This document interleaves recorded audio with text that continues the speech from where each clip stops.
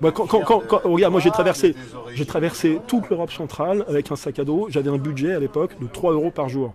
Je peux te dire que je dormais pas dans des hôtels de luxe. Hein. Il m'arrivait de dormir sur le bord des routes ou alors dans des hôtels.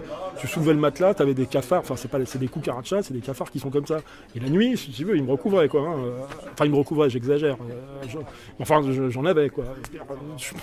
J'ai été obligé de les dégager de ma joue, tu vois. C'était vraiment atroce. Mais quand t'as 20 ans, tu t'en fous, tu fais ce que tu veux. Mais j'ai vu des gens formidables. En Colombie, j'ai vu des paysans gratter la terre au milieu de rien. Il n'y avait pas de route, il n'y avait rien quoi. Il y avait le bonheur qui brillait dans leurs yeux. Ils étaient heureux d'être là, ils étaient heureux de vivre. L'humanité, elle peut être vachement belle, elle est belle. Mais il y a des gens qui rendent l'humanité moche.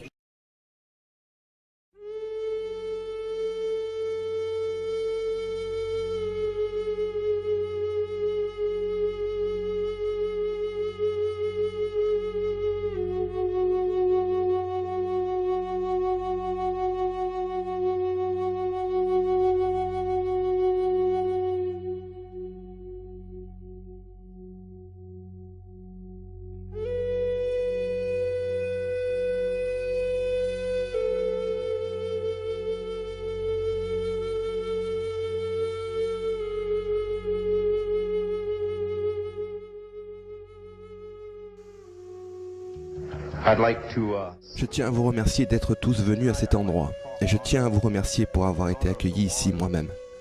Et je voudrais vous parler ce soir en l'honneur de chacun d'entre nous dans la lutte qui nous oppose à ceux qui ont perdu toute relation avec le monde des esprits.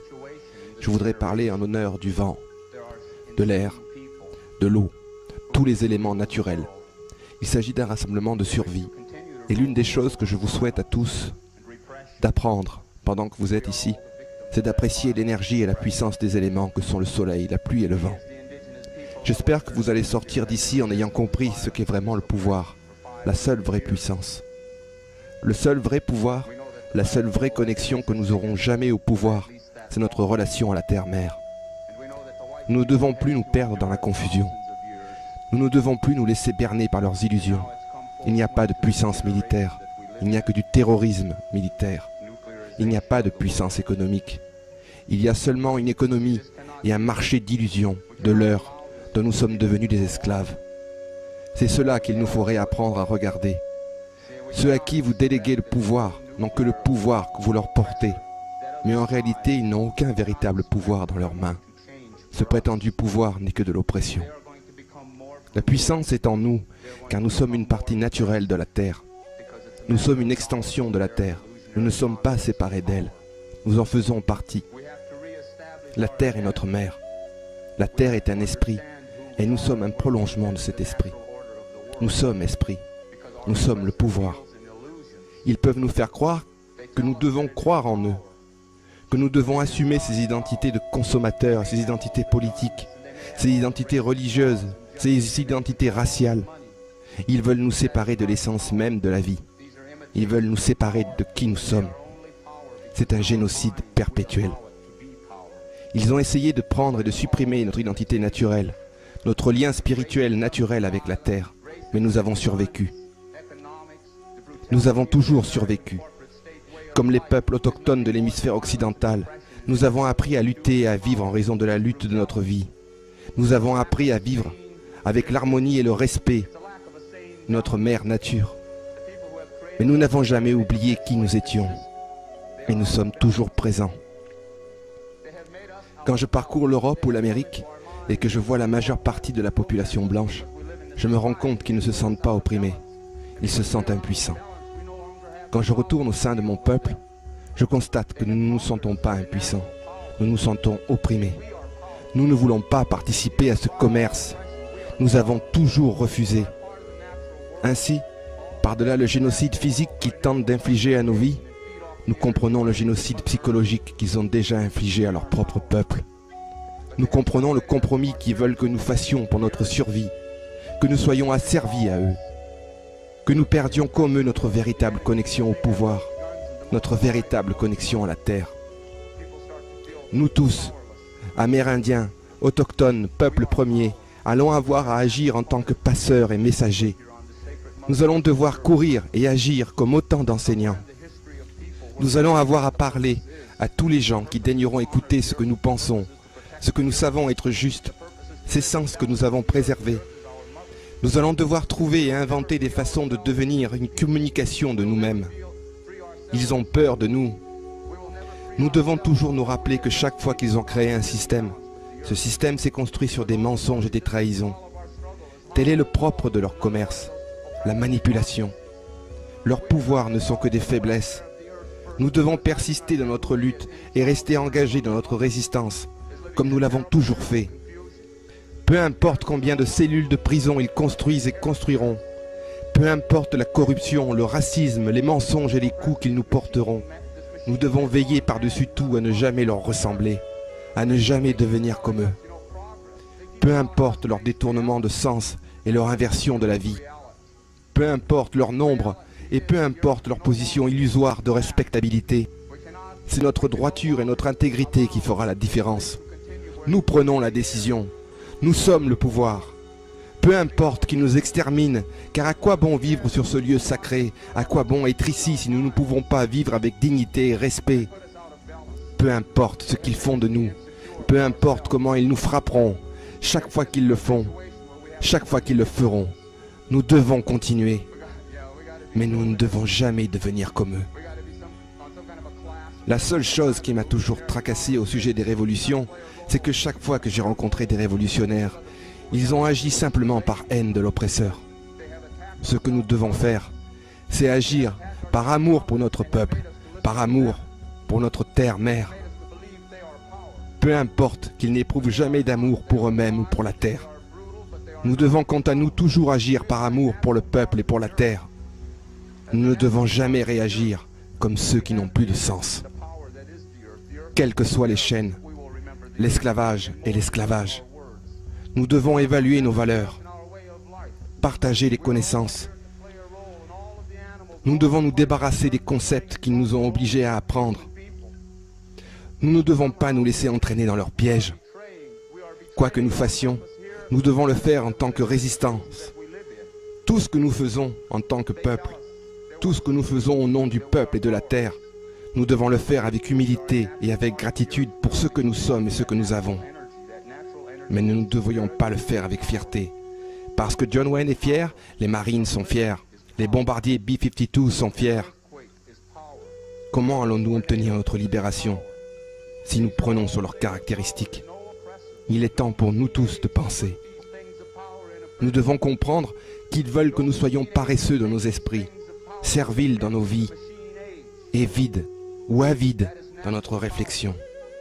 Ils veulent nous garder dans la confusion, de sorte que nous continuions à croire en leurs mensonges, les uns après les autres, comme ils ont pu les programmer dans leurs esprits et dans leur société. Mais regardez bien, tout leur système ne repose que sur des illusions. Nous sommes le pouvoir. Et c'est la façon dont nous utilisons notre énergie qui permet à l'ennemi de nous abuser, ou pas. Notre résistance et notre lutte pour la survie doit être totale, absolue. Il ne peut y avoir de demi-mesure. Ils ont interféré dans nos vies depuis le moment où nous sommes nés. Nous sommes une partie naturelle de la Terre. Et tous nos ancêtres, toutes nos relations qui sont allées dans le monde des esprits sont là aussi, présents en nous. Ils ont le pouvoir. Ils vont tous nous aider. Ils nous aideront à voir, à entendre, à comprendre, si nous sommes disposés, nous-mêmes, à voir, à penser, à écouter. Nous ne sommes pas séparés d'eux, parce qu'il n'y a nul autre endroit où aller. Notre seul endroit, c'est la terre. Il s'agit de notre mère. Regardez, il n'y a pas d'espoir pour ce système politique et économique. La classe dirigeante, ces 1% qui contrôlent aujourd'hui l'ensemble de l'économie mondiale en exploitant le vivant, ne vont pas changer selon les règles politiques existantes. Ils vont continuer à nous mentir, à faire des promesses, et ils vont continuer à créer l'illusion de changement, tout en nous manipulant et en nous poussant les uns face aux autres. Nous devons comprendre notre rôle en tant que puissance naturelle. Nous devons comprendre que lorsque notre oppresseur nous traite de cette façon, nous sommes responsables. Nous lui permettons de le faire, tant que nous acceptons ses mensonges. Aussi longtemps que nous tolérerons ses mensonges, aussi longtemps nous tolérerons sa brutalité, aussi longtemps nous lui permettrons de nous manipuler, de nous maltraiter. Regardez bien, Ils n'ont pas de vrai pouvoir. Ils utilisent la peur, l'illusion, l'oppression. Ils manipulent la vie et exploitent le vivant. Ils déforment et inversent les sens, dénaturent le vivant. Ils appellent cela être fort, être puissant. Mais ce n'est que faiblesse, bassesse et illusion. Ils ne peuvent pas arrêter le vent et ils ne peuvent pas arrêter la pluie. Ils ne peuvent pas arrêter les tremblements de terre, ni le volcan, ni la tornade. Nous devons être prêts dans notre vie pour faire face à la réalité. Ce n'est pas la révolution que nous recherchons, c'est la libération. Il y a eu beaucoup de révolutions sociales en Amérique et en Europe. Il y a eu de nombreuses organisations sociales. Il y a eu des mouvements des droits des femmes, il y a eu des mouvements de défense des droits égaux, il y a eu des mouvements syndicaux. Et regardez ce qui contrôle encore nos vies. Nous avons à faire face à cette réalité. Beaucoup sont passés avant, beaucoup ont parlé avant, beaucoup ont essayé avant. Mais quelque part, ils n'ont pas mis tout cela ensemble. La raison étant qu'ils ont toujours tenté de changer les conditions sociales, sans aborder la question de notre relation primordiale à la vie, à la terre, au vivant. Ce n'est pas la révolution que nous recherchons, c'est la libération. Nous voulons être libres d'un système de valeurs qui nous a été imposé. Nous ne voulons pas participer à ce système de valeurs. Nous ne voulons pas changer ce système de valeurs. Nous voulons le retirer de nos vies à jamais. Ce n'est pas la révolution que nous recherchons, c'est la libération. La libération, nous voulons être libres. Mais pour que nous soyons libres, nous devons assumer nos responsabilités en tant que puissance, en tant qu'individu, en tant qu'esprit, en tant que peuple. Nous devons aller au-delà de l'arrogance des droits de l'homme. Nous devons aller au-delà de l'ignorance des droits civils. Nous devons entrer dans la réalité des droits naturels, car l'ensemble du monde naturel a droit à l'existence. Nous sommes seulement une petite partie de celui-ci. Nous sommes un lien spirituel avec la terre. En tant qu'individus, nous avons le pouvoir, et collectivement, nous avons la même puissance que le tremblement de terre, la tornade et les ouragans. Nous avons ce potentiel, nous avons cet égard. Nous ne devons plus faire aucun compromis avec eux. Ils ne peuvent pas arrêter le vrai pouvoir sur cette terre. Le vrai pouvoir de cette terre et de la vie. Ils ne peuvent que continuer à le détruire jusqu'à ce qu'il n'ait plus de support, plus de vie à exploiter. Alors ils apparaîtront tels qu'ils sont en réalité, dénués de sens. Nous devons être prêts dans nos vies pour faire face à la réalité. Nous ne devons plus nous leurrer. Nous ne devons plus nous laisser berner. Nous sommes un lien spirituel avec la terre. Il faut d'abord apprendre à penser individuellement avant de pouvoir penser collectivement. Réapprendre à penser avec ses sentiments dans un monde qui se joue de cette distorsion pour sans cesse nous piéger. Dans un monde où la loi du plus fort s'appuie justement sur la manipulation et sur le saccage de nos émotions. Nous devons d'abord nous recentrer sur nos propres énergies afin de ne plus laisser nos émotions parasiter, manipuler, dévorer nos sentiments. Nous devons réapprendre à percevoir avec le cœur. Ce qui nous est livré comme étant la loi, la règle, la logique universelle ou supérieure du plus fort n'est que la loi de l'oppresseur, la logique de notre propre oppression. C'est de cette prétendue loi que nous devons nous libérer pour devenir des êtres humains. Le véritable pouvoir est au-delà des gouvernements et de leurs directives. Le véritable pouvoir de l'homme est dans sa capacité à aimer, dans sa capacité à assumer ou pas sa propre responsabilité à la vie. Nous devons être prêts dans notre vie pour faire face à la réalité. Nous ne devons plus nous leurrer. Nous ne devons plus nous laisser berner. Nous sommes le peuple. Nous sommes un lien spirituel avec la terre. En tant qu'individus, nous avons le pouvoir et collectivement, nous avons la même puissance que le tremblement de terre, la tornade et les ouragans. Nous avons ce potentiel. Nous avons cet égard. Nous sommes le pouvoir. Mais il faut plus que de bonnes intentions. Il nous faut prendre l'engagement. Cela signifie qu'à certains moments dans nos vies, nous allons devoir décider du mode de vie à suivre sur cette terre. Et nous allons devoir vivre ce mode de vie, même en étant minoritaires, même si nos ennemis nous entourent totalement, même si nos ennemis continuent d'agir contre nous avec leur brutalité, leur dureté, leur bassesse emplie de mensonges et de corruption. Nous allons avoir à nous lever face à la brutalité et à la dureté, face aux bassesses, face à tous ces mensonges, face à toutes ces corruptions. Nous vivons dans une société technologique qui crée beaucoup d'illusions de la réalité. Cette civilisation est l'entité la plus irresponsable de se comporter qui ait jamais vécu sur cette planète. Cette civilisation n'est pas une question de responsabilité. Elle est fondée sur la manipulation, la culpabilité, l'agressivité, la perversité et la banalisation de tous les comportements malsains qui en découlent. C'est un monde d'ombre. Le monde réel ne retrouvera sa lumière que lorsque chacun d'entre nous assumera sa propre responsabilité à la vie. Telle est le lutte. Tel est le but. La libération. La libération de la terre, de notre mère, de la mère, du vivant. C'est seulement en libérant la terre, en nous libérant de ceux qui la détruisent et la méprisent en exploitant le vivant, que nous pourrons enfin nous libérer. C'est la seule manière d'agir au présent, à travers notre passé, notre histoire. C'est ainsi que nous déterminerons le futur. Et le futur, c'est maintenant. Nous pouvons le faire. C'est notre devoir. Nous sommes le pouvoir.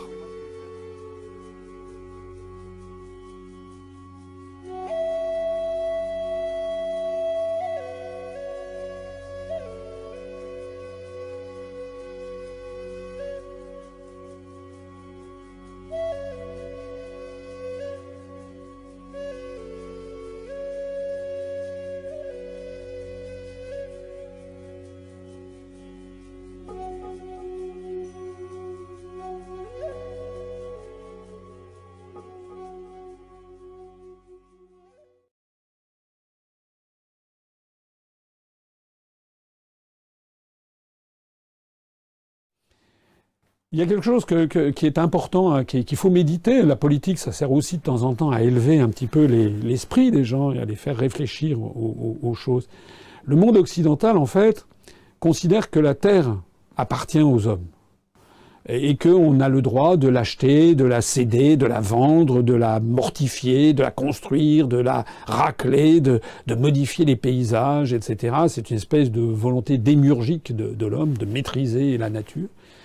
Et puis, à l'autre bout, vous avez cette conception aborigène qui est le contraire. Les aborigènes considèrent que c'est pas la nature qui appartient aux hommes, mais que c'est les hommes qui appartiennent à la nature.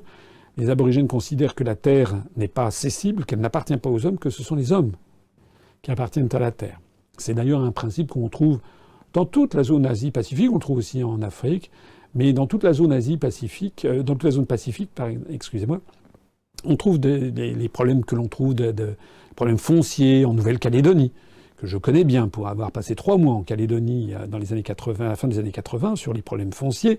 Problèmes fonciers qu'on trouve aux Fidji, qu'on trouve en Nouvelle-Zélande, qu'on trouve en Australie, que l'on trouve en Papouasie-Nouvelle-Guinée, que l'on trouve au Tonga, au Samoa, etc. Dans tous ces États, on ne peut pas acheter la terre.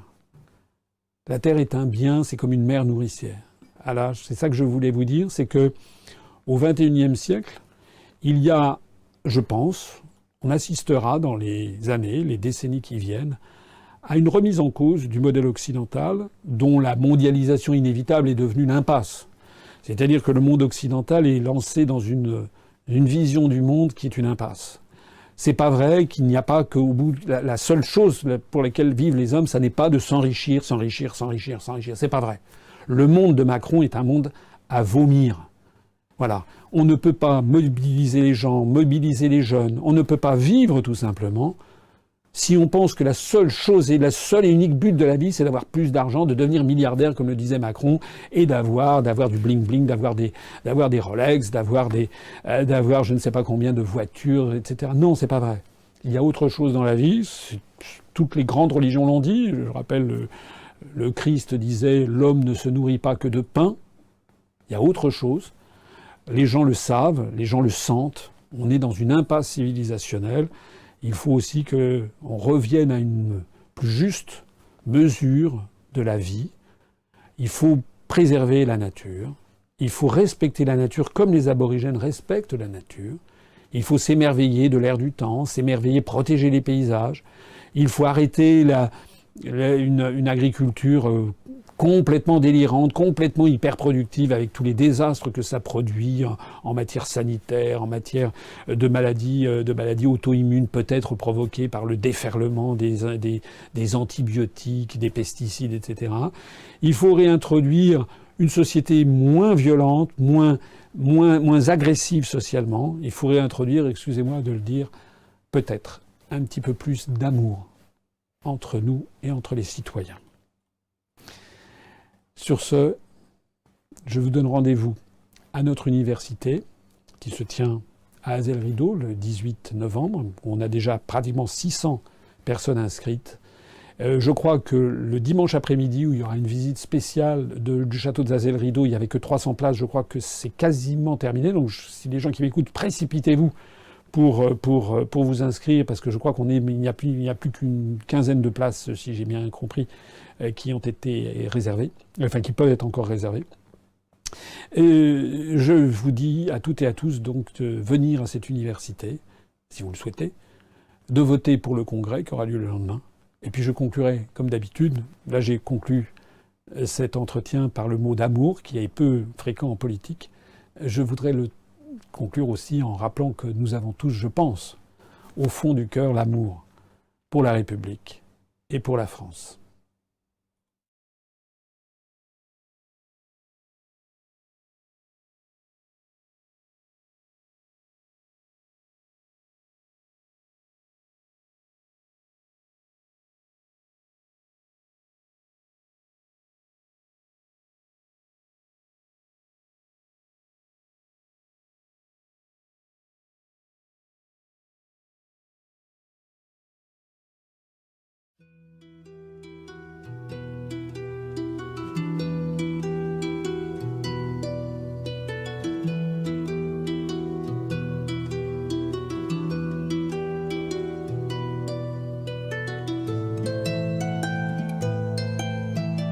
Chronique de la monarchie populaire.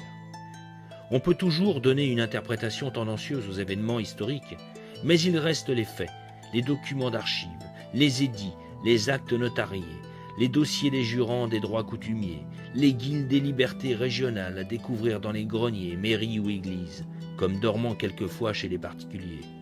Ces faits représentent l'honneur de la mémoire du passé comme du respect de nos anciens, qui, de là-haut, n'apprécient pas que l'on dénature leur histoire. Nous allons tenter d'apporter quelques lumières sur la vie de nos ancêtres, qui, et vous le comprendrez aisément en écoutant, n'est pas enseignée dans nos écoles. La République n'y survivrait pas.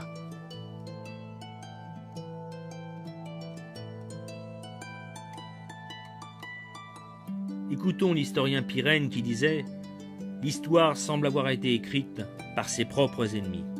Une société de service. » La féodalité au sens médiéval du mot ne répondait plus à rien en 1789, disait Albert Soboul.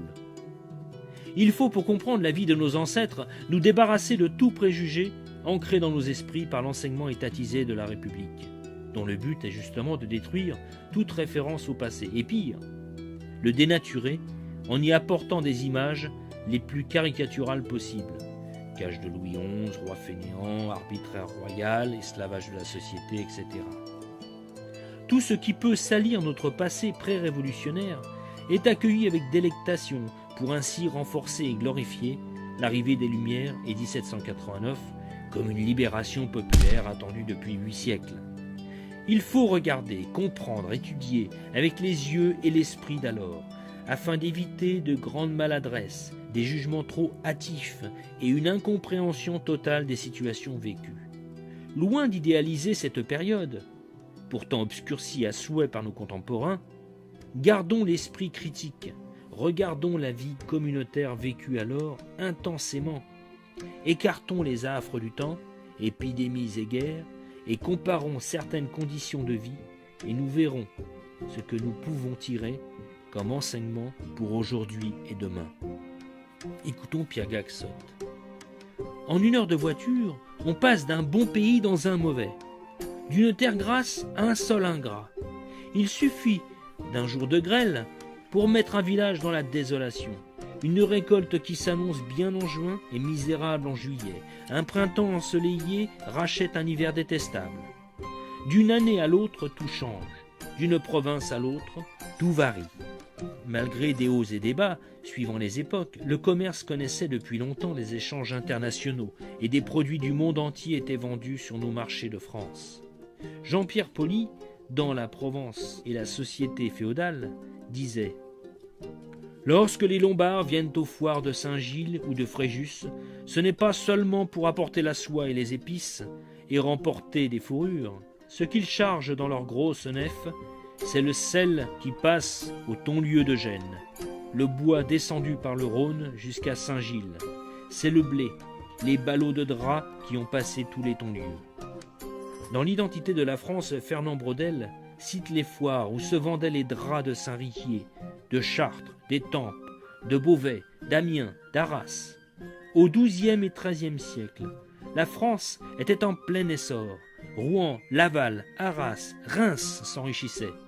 Les tapisseries, les filatures de lin et de chanvre, les teintureries et les drogues, draperies, soie et toiles fines faisaient le bonheur des grands marchés et foires comme Tournus, Mâcon, Bar-sur-Seine, Troyes, Cluny. La Normandie au XIe siècle avait la jouissance du port de Dungeness en Angleterre. Au XIIe siècle, la Guyenne exportait vers l'Angleterre 900 000 barriques de vin, chiffre que Bordeaux ne retrouvera qu'en 1953. Parlons du travail. On oublie que la Renaissance du XIe siècle fut le fruit de l'organisation féodale. Grâce à elle, l'anarchie antérieure disparut et le progrès économique en sortit. Défrichement, élan démographique, perfectionnement technique, ville nouvelle. Certains domaines seigneuriaux représentaient de grandes exploitations employant quantité de main-d'œuvre et battaient le tocsin de l'embauche saisonnière à chaque moisson. La rémunération y est intéressante. Écoutons J.M. Richard, G. Sivry et Georges Duby dans l'histoire de la France rurale de 1340 à 1789.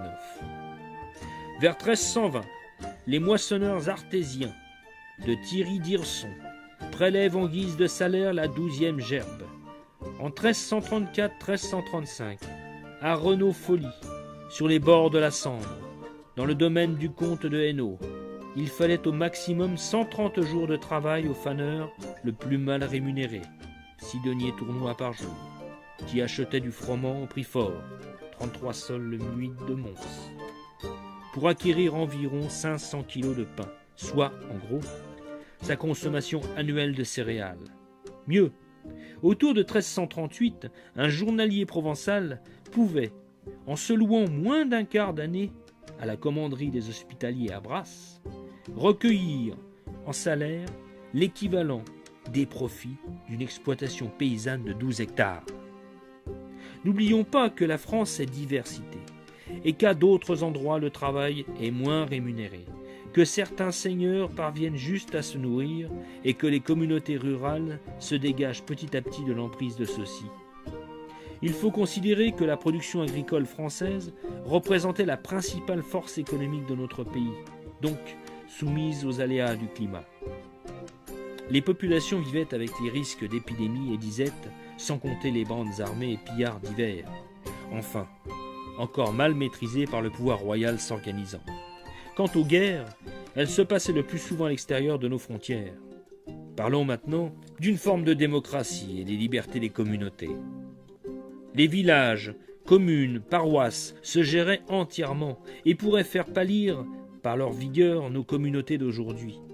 Les pères de famille se regroupaient dans des confréries destinées aux devoirs religieux, aux discussions d'intérêts communs, entretien de la voirie, entraide, assistance aux pauvres, ordre public. On se retrouvait souvent après la messe dans l'église, ou devant, pour débattre des problèmes en cours. Dans l'ancienne France, on votait beaucoup, et plus qu'aujourd'hui. Les hommes sont tous des féodaux. Si le seigneur est armé, le marchand l'est aussi, dans ses déplacements.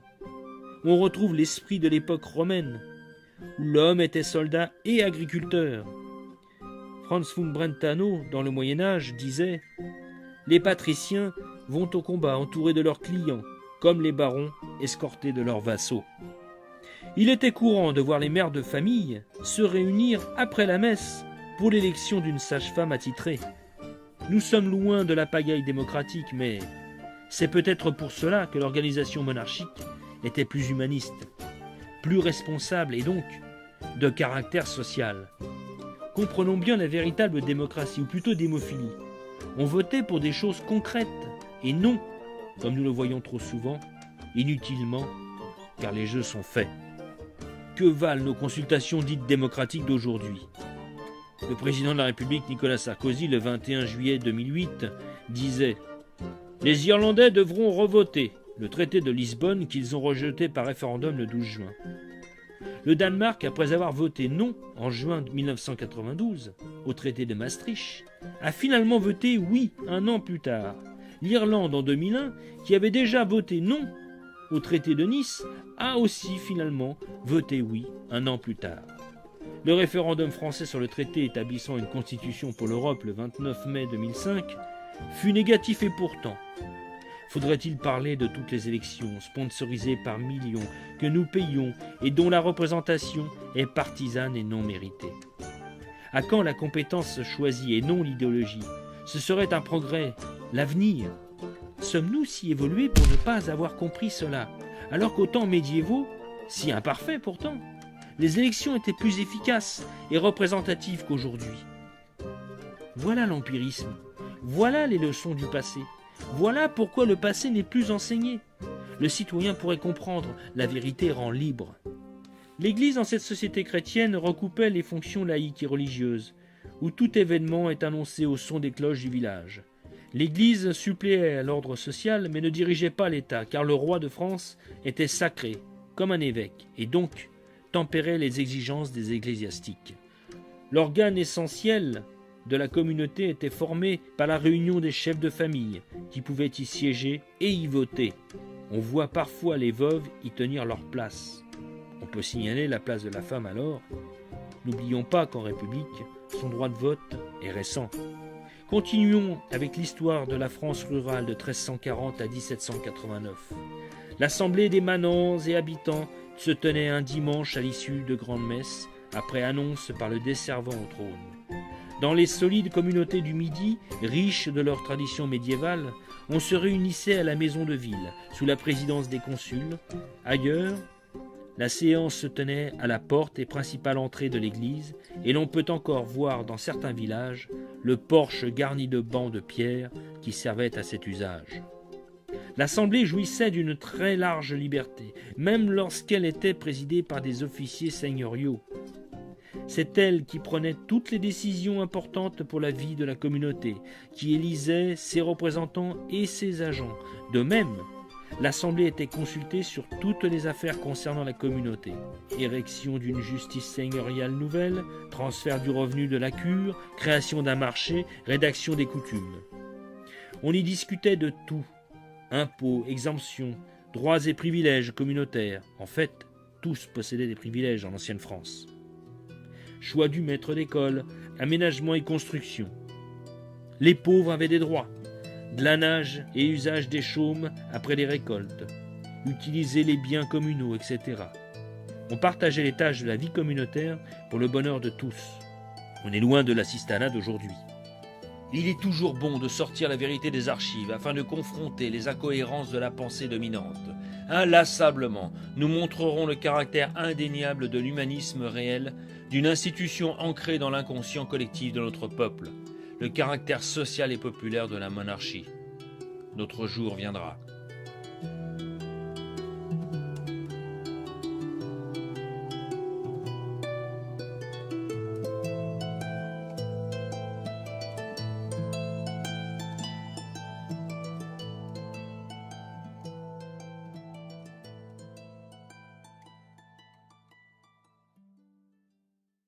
Tout changea lorsque la bourgeoisie grandissante par l'achat de terres voulut imposer des anciens droits tombés en désuétude ou simplement abandonnés par les seigneurs. Elle douta de la bonne foi des paysans ayant racheté les droits aux seigneurs. Enfin, l'esprit arriviste des nouveaux propriétaires, imbu d'idées anglaises libérales, clôturant à la manière britannique les terrains en méprisant les petites gens, voilà qui furent les nouveaux riches amenant la Révolution. Ceux-ci seront fustigés par Proudhon quand il s'attaquera à un certain capital, car celui-ci n'avait plus rien à voir avec celui du service communautaire de l'ancienne France. Le seigneur est l'administrateur de la terre, don de Dieu, et doit subvenir aux pauvres pour la noblesse d'Ancien Régime. Pour les bourgeois de 1789, la notion de propriété est individualiste, restrictive et sans devoir. La terre est à eux seuls. Une autre époque commençait. celle des terrains clos, de l'esprit étriqué et puritain triomphant, germé dans l'esprit de la réforme, celui de la persécution du faible et du mauvais payeur.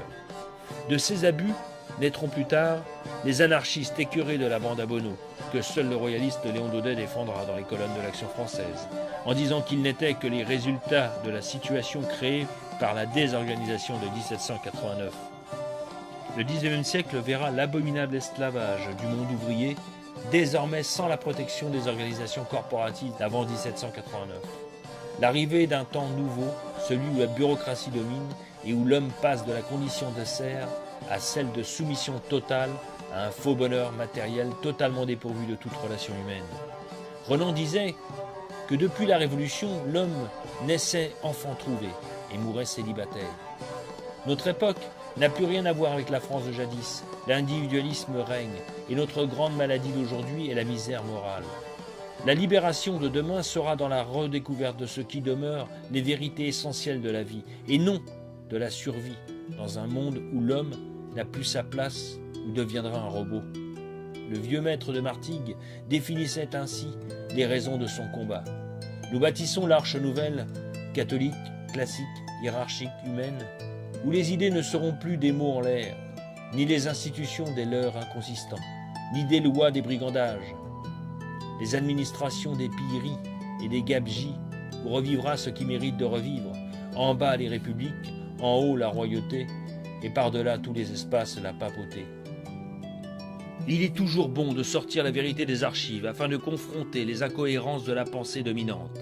Inlassablement, nous montrerons le caractère indéniable de l'humanisme réel, d'une institution ancrée dans l'inconscient collectif de notre peuple, le caractère social et populaire de la monarchie. Notre jour viendra.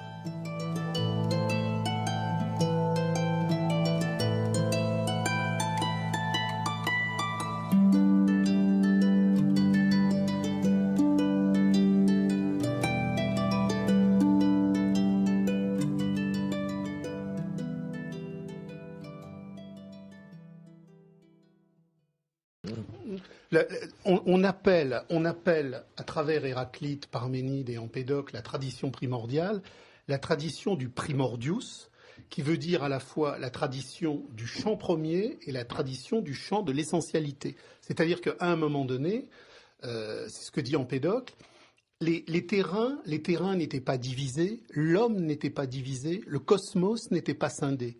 C'est le temps d'une tradition primordiale où la communauté de l'être vit en l'être d'une terre qui n'est pas divisée, qui n'est pas appropriable.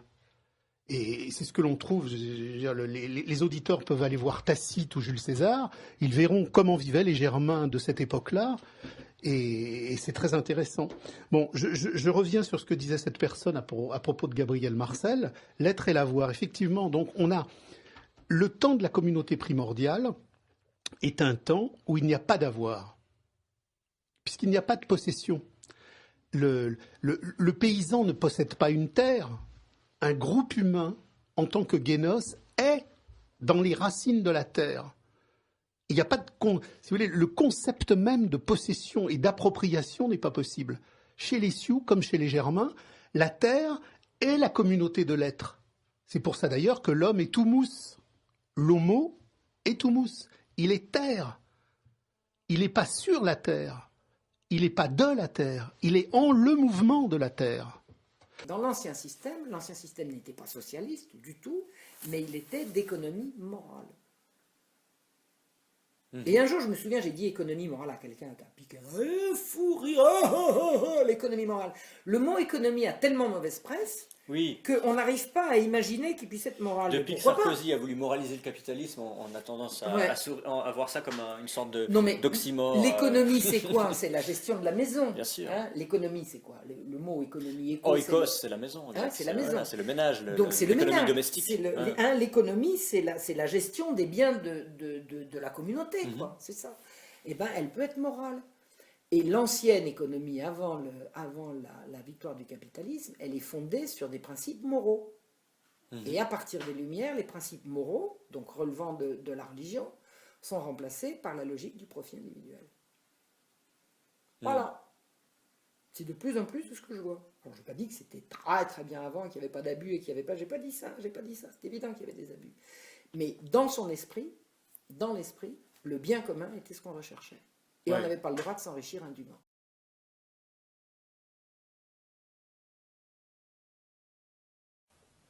Je voudrais ici souligner les ambiguïtés que Jung a vécues lors de ses voyages à l'étranger, et notamment en Afrique. Il a failli perdre la vie en Afrique. Il est tombé malade lorsqu'il est allé en Inde. Et il a refusé d'aller en Chine au dernier moment. Par contre, Jung cherchait un point de vue non occidental sur l'homme occidental. Et donc il est allé en Amérique. Et il a rencontré Bison Futé, non, c'est pas vrai, mais enfin un maître, un chaman. Et il lui a demandé la question, qu'est-ce que vous pensez des Européens? Et en substance, le chaman a répondu, ces gens sont complètement malades, ils sont complètement fous. D'abord, ils pensent avec leur tête, et ensuite, vous voyez bien qu'ils sont fous. Ils ont des lèvres minces, ils sont toujours occupés à une activité, on se demande où ils vont. Enfin bref, ils ont l'air complètement délirants. Et Jung lui demande, mais pourquoi, avec quoi vous pensez-vous? Et le chaman a répondu, nous pensons avec notre cœur, qui est effectivement, dans toutes les traditions, le siège de l'intelligence. Donc, il semble que ça ait beaucoup aidé Jung dans ses travaux pour la suite. Donc, parce qu'il est allé à l'étranger, il a alimenté sa quête lune noire, sa quête de sens. Mais en même temps, avec l'ambiguïté que ça représente, c'est-à-dire risque de mort à chaque fois. Le maître de la lune noire en 9. De la lune noire sagittaire en 9. Quand on prend n'importe quel sujet aujourd'hui et on dit et on peut démontrer que Bernanos en avait déjà parlé et il est allé beaucoup plus loin et d'une façon beaucoup plus violente contre ce qui intéresse, ce qui passionne ou qui dégoûte les gens aujourd'hui, de toute génération confondue, que tout ce qu'on peut faire aujourd'hui. Bon, par exemple, là, on parlait de cette fameuse nouvelle histoire de Mouchette. Il n'y a pas que de ce livre-là, mais c'est exact qu'il y a une puissance dépressive, une puissance angoissante qui correspond tout à fait au désarroi de toute une jeunesse aujourd'hui, et pas seulement d'ailleurs une jeunesse, et qui ignore, qu'elle trouverait dans ce livre-là un réconfort et une joie, j'irais même jusqu'à dire, une joie de savoir que quelqu'un a analysé si profondément la détresse, véritablement humaine et non pas sociale, comme on nous le fait croire dans tous les médias toute la journée. Et voilà, c'est pas du tout un livre sociologique, comme d'ailleurs aucun de ces livres n'est sociologique. Et il faudrait mettre ça en comptable et dire, qu'est-ce que vous aimez aujourd'hui comme littérature? Parce qu'on aime beaucoup la littérature qui est dépressive aujourd'hui. On aime beaucoup la haine de soi, la littérature un peu triste, splénétique, langoureuse, etc. Avec, alors on dit, voilà, qu'est-ce que vous aimez? Ça, c'est pas mal, d'accord. Il faut être juste, on peut être aussi plus juste que moi, hein, c'est pas difficile. Et sans mauvaise foi, on dit, d'accord, c'est pas mal. Et puis ensuite, on ouvre Mouchette, on ouvre l'imposture, on ouvre sous le sceau du Satan, et là on s'aperçoit, et c'est un gouffre, et tout le monde, c'est l'unanimité qui serait faite. Je pense que tout le monde serait d'accord. Pour inviter, si on peut inviter les gens à entrer dans Bernanos, le curé pourrait être presque un prétexte. Oui, mais l'accessibilité n'est pas non plus le critère, il n'a pas assez. Non, mais là on parle un peu de... Oui, bien sûr, non, on peut... Il vaut mieux inviter les gens à aller vers Bernanos. C'est vrai que depuis 5 ans, ça c'est... Pourquoi Bernanos est de plus en plus... a de plus en plus raison. Voilà, par exemple, on va dire ça, dans notre époque d'Internet, d'autoroute de l'information, vous imaginez ce que ça veut dire une autoroute de l'information, alors que lui c'était un chemin boueux vers le cœur, et non pas pour s'informer autrement que par la volonté de savoir ce qu'est une âme. Ça c'est la seule information qui compterait aujourd'hui, vous voyez. Mais toute son attaque contre la technologie, nous pouvons la reprendre à notre compte, et ça peut beaucoup nous aider à supporter cette propagande permanente qui devient naturelle. Par exemple, là ici où nous sommes en train de tourner, je vois un robot extraordinaire qui s'appelle le Polyscope, et j'aimerais, si c'est possible, qu'il y ait une autre caméra. Et on l'a vu déjà dans plusieurs débats. Je ne dirais pas plus humaine, mais moins humaine, car il a une sensibilité extraordinaire. Il est d'une... C'est vraiment... c'est extraordinaire. Bon, ce Polyscope est tout à fait le genre de robot contre lequel Bernanos voulait que la France lutte. Mais la France, est-ce que ça existe encore? Le désordre actuel ne saurait nullement se comparer, par exemple, à celui qui dévasta le monde après la chute de l'Empire romain. Nous n'assistons pas à la fin naturelle d'une grande civilisation humaine, mais à la naissance d'une civilisation inhumaine qui ne saurait s'établir que grâce à une vaste, à une immense, à une universelle stérilisation des hautes valeurs de la vie. Car il s'agit beaucoup moins de corruption que de pétrification. La barbarie, multipliant les ruines qu'elle était incapable de réparer, le désordre finissait par s'arrêter de lui-même, faute d'aliments, ainsi qu'un gigantesque incendie. Alors que la civilisation actuelle est parfaitement capable de reconstruire à mesure tout ce qu'elle jette par terre et avec une rapidité croissante. Elle est donc sûre de poursuivre presque indéfiniment ses expériences, et ces expériences se feront de plus en plus monstrueuses. La civilisation des machines est la civilisation des techniciens. Et dans l'ordre de la technique, un imbécile peut parvenir au plus haut grade sans cesser d'être un imbécile, à cela près qu'il est plus ou moins décoré. La civilisation des machines est la civilisation de la quantité, opposée à celle de la qualité. Les imbéciles y dominent donc par le nombre et y sont le nombre. Le cerveau de l'imbécile n'est pas un cerveau vide. C'est un cerveau encombré où les idées fermentent au lieu de s'assimiler, comme les résidus alimentaires dans un côlon envahi par les toxines. Lorsqu'on pense aux moyens chaque fois plus puissants dont dispose le système, un esprit ne peut évidemment rester libre qu'au prix d'un effort continuel. Sommes-nous des êtres conscients et libres, ou des pierres roulant sur une pente? La lutte féroce des égoïsmes était la condition indispensable et suffisante du progrès humain. Imbéciles de droite et de gauche, chiens que vous êtes, vous savez tous très bien qu'à la civilisation des machines doit logiquement correspondre la guerre des machines. Il ne faut pas chercher à comprendre.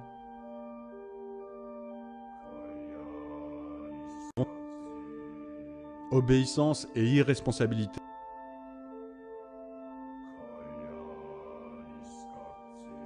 Voilà les deux mots magiques qui ouvriront demain le paradis de la civilisation des machines. La civilisation française, héritière de la civilisation hellénique, a travaillé pendant des siècles pour former des hommes libres, c'est-à-dire pleinement responsables de leurs actes.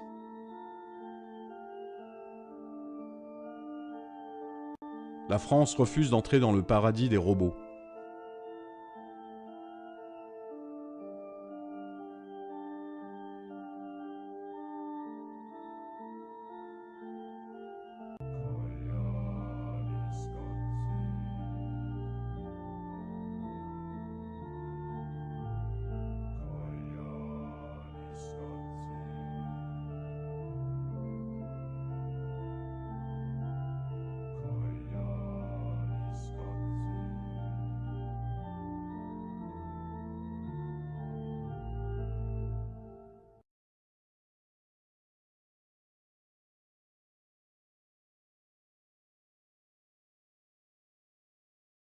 Alors attention, c'est pour ça que la démocratie est la perversion de l'esprit, la perversion de tout ce qui est le sentiment humain profond.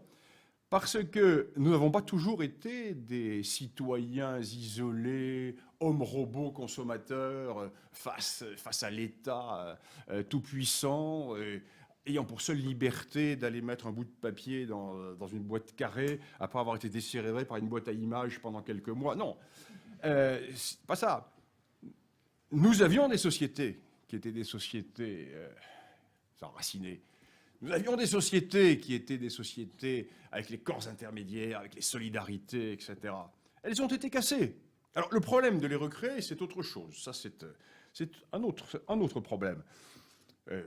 Comment les recréer? Peut-on le faire par volontarisme? C'est une toute autre question.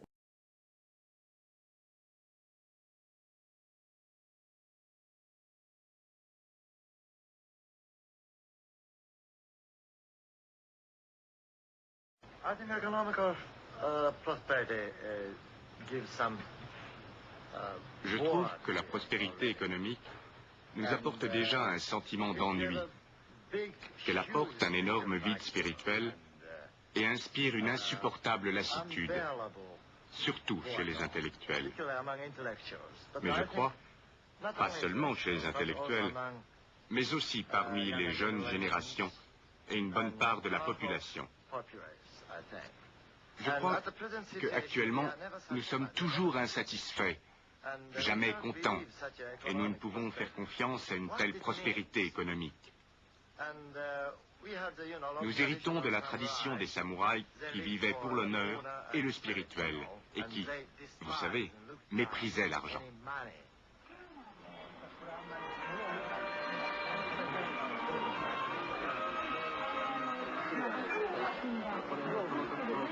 Retroussons nos manches et notre jour viendra. Bernanos disait « Les générations actuelles sont les plus médiocres que la France ait jamais connues. Mais chaque jour qui passe les décime.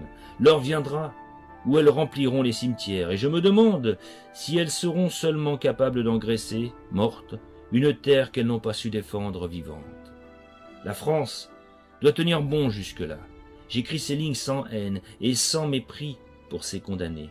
Il faut qu'elles disparaissent pour que disparaissent avec elles les mensonges mortels qui ont hideusement proliféré sur leur médiocrité. Notre jour viendra.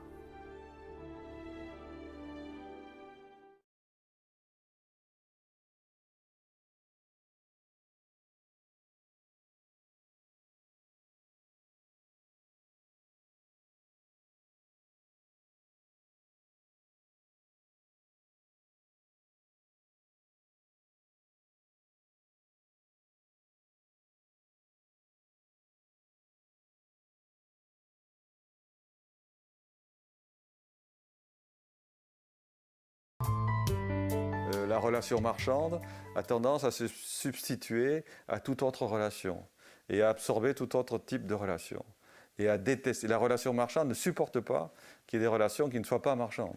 Des relations d'affection, d'amour, d'amitié, de hiérarchie, d'adoubement, de vassalité, d'honneur. Toutes ces relations sont des relations qui sont insupportables pour la relation marchande, qui est une fausse relation d'égalité qui passe par l'argent. Là, il y a une belle phrase de Simmel qui dit c'est que l'argent, c'est ce qui permet de ne pas regarder les autres dans les yeux. Or, justement, l'humanité est faite pour regarder les autres dans les yeux. Et profondément, nous sommes humains, nous, des animaux qui regardons les autres dans les yeux et qui avons quelque chose à leur dire en les regardant dans les yeux. Et ça, le marché ne supporte pas, parce qu'il faut qu'il y ait dans la relation, qui est une relation, on va dire, d'affection, eh bien, il faudrait la couper par le mur de l'argent, par l'intermédiaire de l'argent. On parle de crise. Depuis 1973, on parle de crise. 40 ans de crise, c'est pas une crise, c'est un changement de société. La définition de la crise, c'est qu'on est en difficulté, on s'affronte, on s'explique, on passe un contrat physique, moral, social, et on redémarre. Voilà, ça c'est la définition de la crise. C'est pas du tout ce qui se passe. Depuis 40 ans, le chômage augmente dans toutes les cultures occidentales. Depuis 40 ans, la solitude augmente les souffrances psychiques. Depuis 40 ans, la technologie qui gère nos relations nous isole de plus en plus en améliorant nos performances intellectuelles et de communicationnelles. Donc on est dans une autre culture. C'est pas une crise, c'est un changement de culture. Donc il va falloir que les philosophes, les politiciens, que les romanciers s'affrontent. Comment va-t-on apprendre à vivre ensemble? La moindre découverte technologique modifie la manière dont on se pense et la manière dont on pense notre manière de vivre ensemble. Et la question, c'est de savoir comment est-ce que nous faisons de ce bouleversement un rebond et une nouvelle histoire, un nouvel épisode de l'histoire de l'humanité, pour lutter contre ce que j'appelle la mécroissance, qui est une façon qui est devenue toxique pour la planète de vivre, dont tout le monde sait que ça n'est pas soutenable, parce que la mécroissance est le résultat d'un consumérisme qui a transformé le désir en addiction, qui fait que les gens ne sont pas heureux de consommer, mais ils consomment quand même parce qu'ils n'ont plus rien dans la vie à faire d'autre que ça, de toute façon. Ils ne savent plus pratiquer la commensalité et recevoir des amis chez eux, ils ne savent plus élever leurs enfants, ils ne savent plus voyager tout seuls, ils ne savent plus rien faire du tout, ils ne savent même plus conduire leur voiture sans un GPS ou vivre sans un téléphone portable. Et donc ils sont devenus addicts et le marketing exploite cette addiction à un point qui aujourd'hui fait que c'est quasiment le premier sujet en psychopathologie aujourd'hui dans les hôpitaux.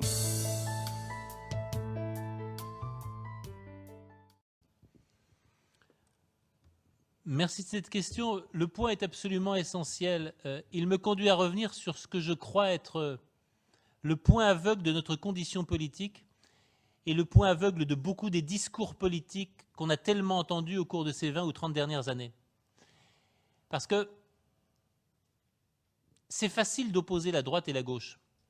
C'est facile d'opposer les ultralibéraux et on va dire ceux qui font place au collectif traditionnellement, on va dire les traditions socialistes. Mais il y a une chose qui forme un terrain idéologique commun à la plupart depuis 20 ou 30 dernières années et qui est en train de se fissurer. C'est la croyance que nous vivons dans un monde de bons, que le monde est bon. Ce qui est en train d'être démenti semaine après semaine et mois après mois très durement. Mais on a vécu dans cette idée la fin de l'histoire, le monde va vers la paix générale, vers la démocratie planétaire, etc. Et on a vécu dans un second mensonge qui, je crois, est lui aussi en train de se révéler avec dureté et qui va énormément peser sur les échéances électorales à venir. Nous n'en avons pas fini avec la terre qui est sous nos pieds. Nous sommes tous des hommes et des femmes d'histoire, de culture, indéfiniment plus déterminés par cette histoire et par cette culture que nous le voulons. Et c'est peut-être d'ailleurs quand nous les nions, quand nous voulons les oublier, que nous sommes plus déterminés par elles. Ça a été quoi le grand mensonge idéologique européen et particulièrement français, je dois le dire, et je le répète, droite et gauche confondues. Il a été admirablement résumé par cette interpellation que j'ai eue à la fin d'une conférence récente. J'étais devant un parterre de cadres d'entreprise à Paris et j'intervenais de manière plus polémique qu'ici sur ces sujets de la frontière des limites.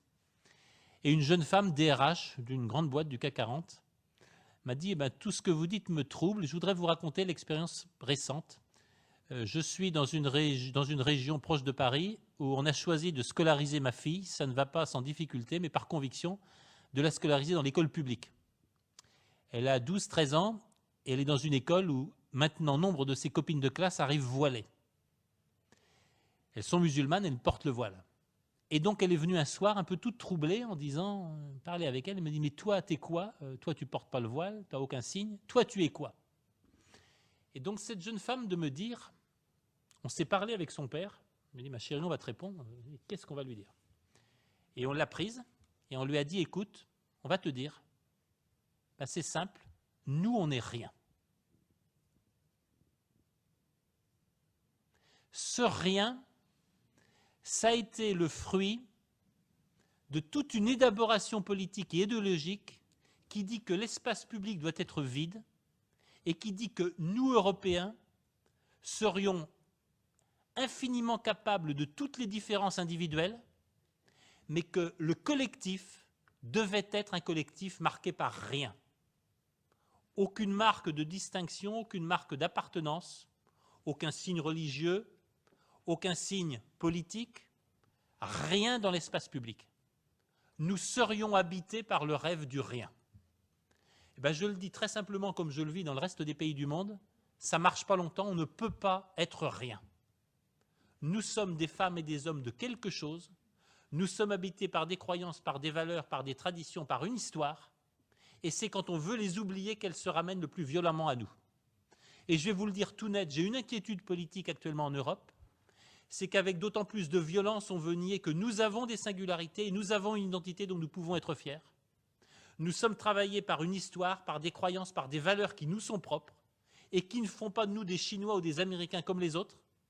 Eh bien, avec d'autant plus de violence, on a voulu dire non, on n'est rien. Avec d'autant plus de violence, tout ça va revenir. Et je pense que ça va être un des grands défis politiques des années à venir. Il faut que nous arrêtions de nous voiler la face et de nous raconter des histoires. Les hommes et les femmes ne vivent en confiance que quand ils sont parmi les mêmes, à l'intérieur d'une frontière, la frontière qui permet de repousser les insécurités, les peurs et les menaces à l'extérieur, et on ne vit pas bien quand on ne sait pas où on est, de qui l'on vient et où l'on va. Je crois malheureusement que c'est l'apesanteur de la situation politique européenne, et je suis certain que le grand chantier politique de tous les élus et tous les dirigeants européens dans les années à venir, ça va être d'y répondre très vite. Nous ne sommes pas des hommes et des femmes de rien, et je dois avouer que la réponse de cette jeune femme DRH, par ailleurs intelligente et sensible, a absolument glacé tous les participants à la réunion. En effet, il s'agit uniquement de produire le plus possible. On se soucie peu de la qualité. C'est la quantité seule qui importe. nous revenons une fois de plus à la même constatation que nous avons déjà faite en d'autres domaines. La civilisation moderne est vraiment ce qu'on peut appeler une civilisation quantitative, ce qui n'est qu'une autre façon de dire qu'elle est une civilisation matérielle. Si l'on veut se convaincre encore davantage de cette vérité, on n'a qu'à voir le rôle immense que jouent aujourd'hui dans l'existence des peuples, comme dans celle des individus, les éléments d'ordre économique. Industrie, commerce, finance, il semble qu'il n'y ait que cela qui compte, ce qui s'accorde avec le fait déjà signalé que la seule distinction sociale qui ait subsisté est celle qui se fonde sur la richesse matérielle. Il semble que le pouvoir financier domine toute politique, que la concurrence commerciale exerce une influence prépondérante sur les relations entre les peuples. Peut-être n'est-ce là qu'une apparence, et ces choses sont-elles ici moins de véritables causes que de simples moyens d'action, mais le choix de tels moyens indique bien le caractère de l'époque à laquelle ils conviennent.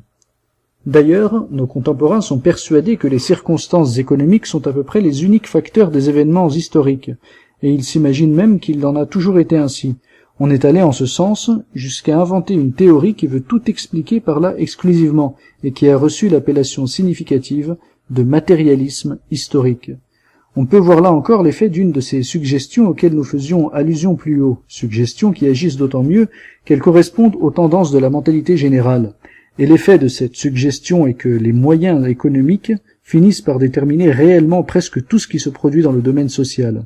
Sans doute, la masse a toujours été menée d'une façon ou d'une autre, et l'on pourrait dire que son rôle historique consiste surtout à se laisser mener, parce qu'elle ne représente qu'un élément passif, une matière entre guillemets, au sens aristotélicien. Mais aujourd'hui, il suffit pour la mener de disposer de moyens purement matériels, cette fois au sens ordinaire du mot, ce qui montre bien le degré d'abaissement de notre époque, et en même temps, on fait croire à cette masse qu'elle n'est pas menée, qu'elle agit spontanément et qu'elle se gouverne elle-même, et le fait qu'elle le croit permet d'entrevoir jusqu'où peut aller son inintelligence. Pendant que nous en sommes à parler des facteurs économiques, nous en profiterons pour signaler une illusion trop répandue à ce sujet, et qui consiste à s'imaginer que les relations établies sur le terrain des échanges commerciaux peuvent servir à un rapprochement et une entente entre les peuples, alors que, en réalité, elles ont exactement l'effet contraire. La matière, nous l'avons déjà dit bien des fois, est essentiellement multiplicité et division, donc source de lutte et de conflits.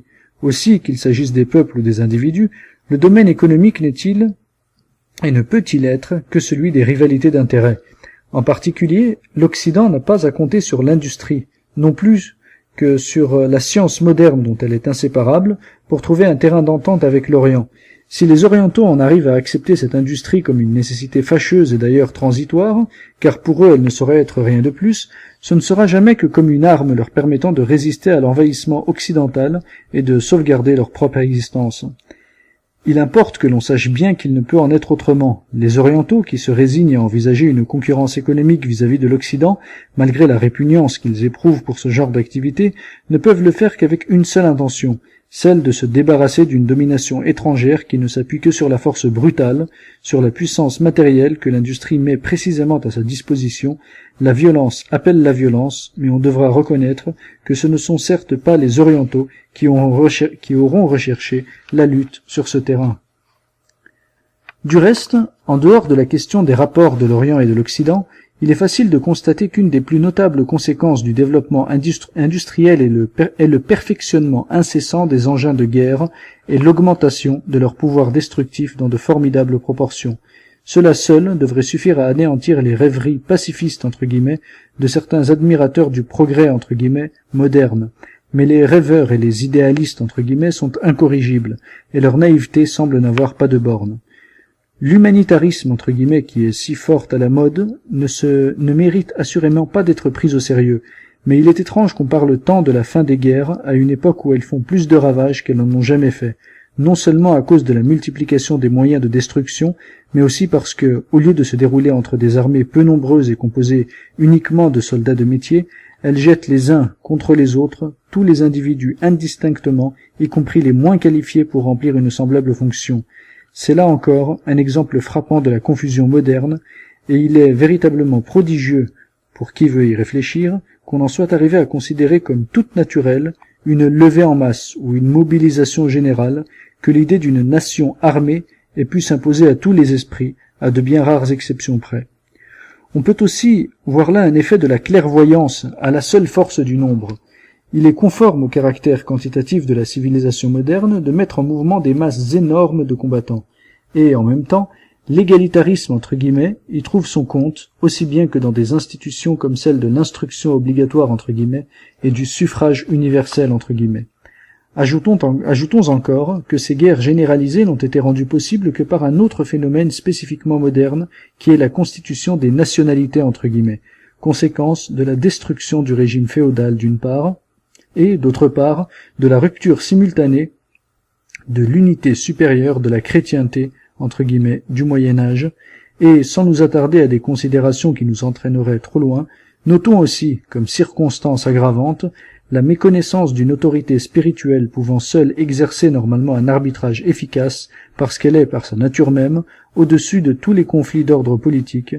La négation de l'autorité spirituelle, c'est encore du matérialisme pratique, et ceux mêmes qui prétendent reconnaître une telle autorité en principe, lui dénient en fait toute influence réelle et tout pouvoir d'intervenir dans le domaine social, exactement de la façon qu'ils établissent une cloison étanche entre la religion et les préoccupations ordinaires de leur existence, qu'il s'agisse de la vie publique ou de la vie privée. C'est bien le même état d'esprit qui s'affirme dans les deux cas. En admettant que le développement matériel ait quelques avantages, d'ailleurs à un point de vue très relatif, on peut, lorsqu'on envisage des conséquences comme celles que nous venons de signaler, se demander si ces avantages ne sont pas dépassés de beaucoup par les inconvénients. Nous ne parlons même pas de tout ce qui a été sacrifié à ce développement exclusif, et qui valait incomparablement plus. Nous ne parlons pas des connaissances supérieures oubliées, de l'intellectualité détruite, de la spiritualité disparue. Nous prenons simplement la civilisation moderne en elle-même et nous disons que si l'on mettait en parallèle les avantages et les inconvénients de ce qu'elle a produit, le résultat risquerait fort d'être négatif. Les inventions qui vont en se multipliant actuellement avec une rapidité toujours croissante sont d'autant plus dangereuses qu'elles mettent en jeu des forces dont la véritable nature est entièrement inconnue de ceux mêmes qui les utilisent.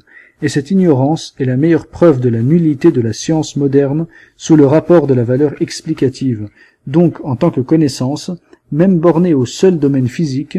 En même temps, le fait que les applications pratiques ne sont nullement empêchées par là montre que cette science est bien orientée uniquement dans un sens intéressé, que c'est l'industrie qui est le seul but réel de toutes ces recherches. Comme le danger des inventions, même de celles qui ne sont pas expressément destinées à jouer un rôle funeste à l'humanité et qui n'en causent pas moins tant de catastrophes, sans parler des troubles insoupçonnés qu'elles provoquent dans l'ambiance terrestre, comme ce danger, disons-nous, ne fera sans doute qu'augmenter encore dans des proportions difficiles à déterminer, il est permis de penser, sans trop d'invraisemblance, ainsi que nous l'indiquions déjà précédemment, que c'est peut-être par là que le monde moderne en arrivera à se détruire lui-même, s'il est incapable de s'arrêter dans cette voie pendant qu'il en est encore temps. Mais il ne suffit pas de faire, en ce qui concerne les inventions modernes, les réserves qui s'imposent en raison de leur côté dangereux, et il faut aller plus loin. Les prétendus bienfaits de ce qu'on est convenu d'appeler le progrès, entre guillemets, et qu'on pourrait en effet consentir à désigner ainsi, si l'on prenait soin de bien spécifier qu'il ne s'agit que d'un progrès tout matériel, ces bienfaits, entre guillemets, tant vantés ne sont-ils pas en grande partie illusoires? Les hommes de notre époque prétendent par là accroître leur bien-être, entre guillemets. Nous pensons pour notre part que le but qu'ils se proposent ainsi, même s'il était atteint réellement, ne vaut pas qu'on y consacre tant d'efforts, mais de plus, il nous semble très contestable qu'il soit atteint.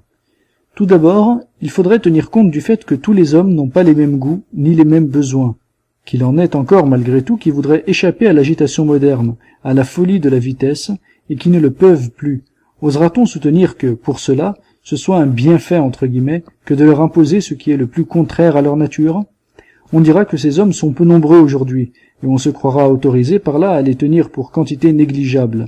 Là, comme dans le domaine politique, la majorité s'arroge le droit d'écraser les minorités, qui, à ses yeux, ont évidemment tort d'exister, puisque cette existence même va à l'encontre de la manie égalitaire de l'uniformité. Mais si l'on considère l'ensemble de l'humanité au lieu de se borner au monde occidental, la question change d'aspect. La majorité de tout à l'heure ne va-t-elle pas devenir une minorité?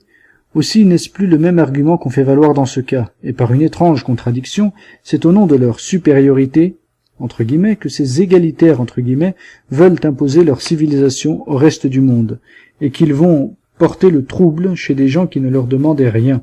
Et comme cette supériorité n'existe qu'au point de vue matériel, il est tout naturel qu'elle s'impose par les moyens les plus brutaux.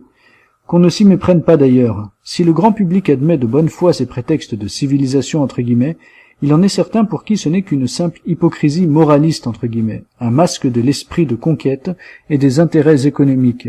Mais quelle singulière époque que celle où tant d'hommes se laissent persuader qu'on fait le bonheur d'un peuple en l'asservissant, en lui enlevant ce qu'il a de plus précieux, c'est-à-dire sa propre civilisation, en l'obligeant à adopter des mœurs et des institutions qui sont faites pour une autre race, et en l'astreignant aux travaux les plus pénibles pour lui faire acquérir des choses qui lui sont de la plus parfaite inutilité. Car c'est ainsi. L'Occident moderne ne peut tolérer que des hommes préfèrent travailler moins et se contenter de peu pour vivre. Comme la quantité seule compte, et comme ce qui ne tombe pas sous les sens est d'ailleurs tenu pour inexistant, il est admis que celui qui ne s'agite pas et qui ne produit pas matériellement ne peut être qu'un paresseux, entre guillemets. Sans même parler à cet égard des appréciations portées couramment sur les peuples orientaux. Il n'y a qu'à voir comment sont jugés les ordres contemplatifs, et cela jusque dans les milieux soi-disant religieux. Dans un tel monde, il n'y a plus aucune place pour l'intelligence, ni pour tout ce qui est purement intérieur, car ce sont là des choses qui ne se voient, ni ne se touchent, qui ne se comptent, ni ne se pèsent. Il n'y a de place que pour l'action extérieure sous toutes ses formes, y compris les plus dépourvues de toute signification. Aussi, ne faut-il pas s'étonner que la manie anglo-saxonne, du sport, entre guillemets, gagne chaque jour du terrain. L'idéal de ce monde, c'est l'animal humain, entre guillemets, qui a développé au maximum sa force musculaire. Ces héros, ce sont les athlètes, fussent-ils des brutes, ce sont ceux-là qui suscitent l'enthousiasme populaire. C'est pour leurs exploits que les foules se passionnent. Un monde où l'on voit de telles choses est vraiment tombé bien bas et semble bien près de sa fin. Cependant, plaçons-nous pour un instant au point de vue de ceux qui mettent leur idéal dans le bien-être matériel, entre guillemets, et qui, à ce titre, se réjouissent de toutes les améliorations apportées à l'existence par le progrès moderne. Sont-ils bien sûrs de n'être pas dupes? Est-il vrai que les hommes soient plus heureux aujourd'hui qu'autrefois parce qu'ils disposent de moyens de communication plus rapides ou d'autres choses de ce genre, parce qu'ils ont une vie plus agitée et plus compliquée? Il nous semble que c'est tout le contraire. Le déséquilibre ne peut être la condition d'un véritable bonheur. D'ailleurs, plus un homme a de besoins, plus il risque de manquer de quelque chose, et par conséquent d'être malheureux.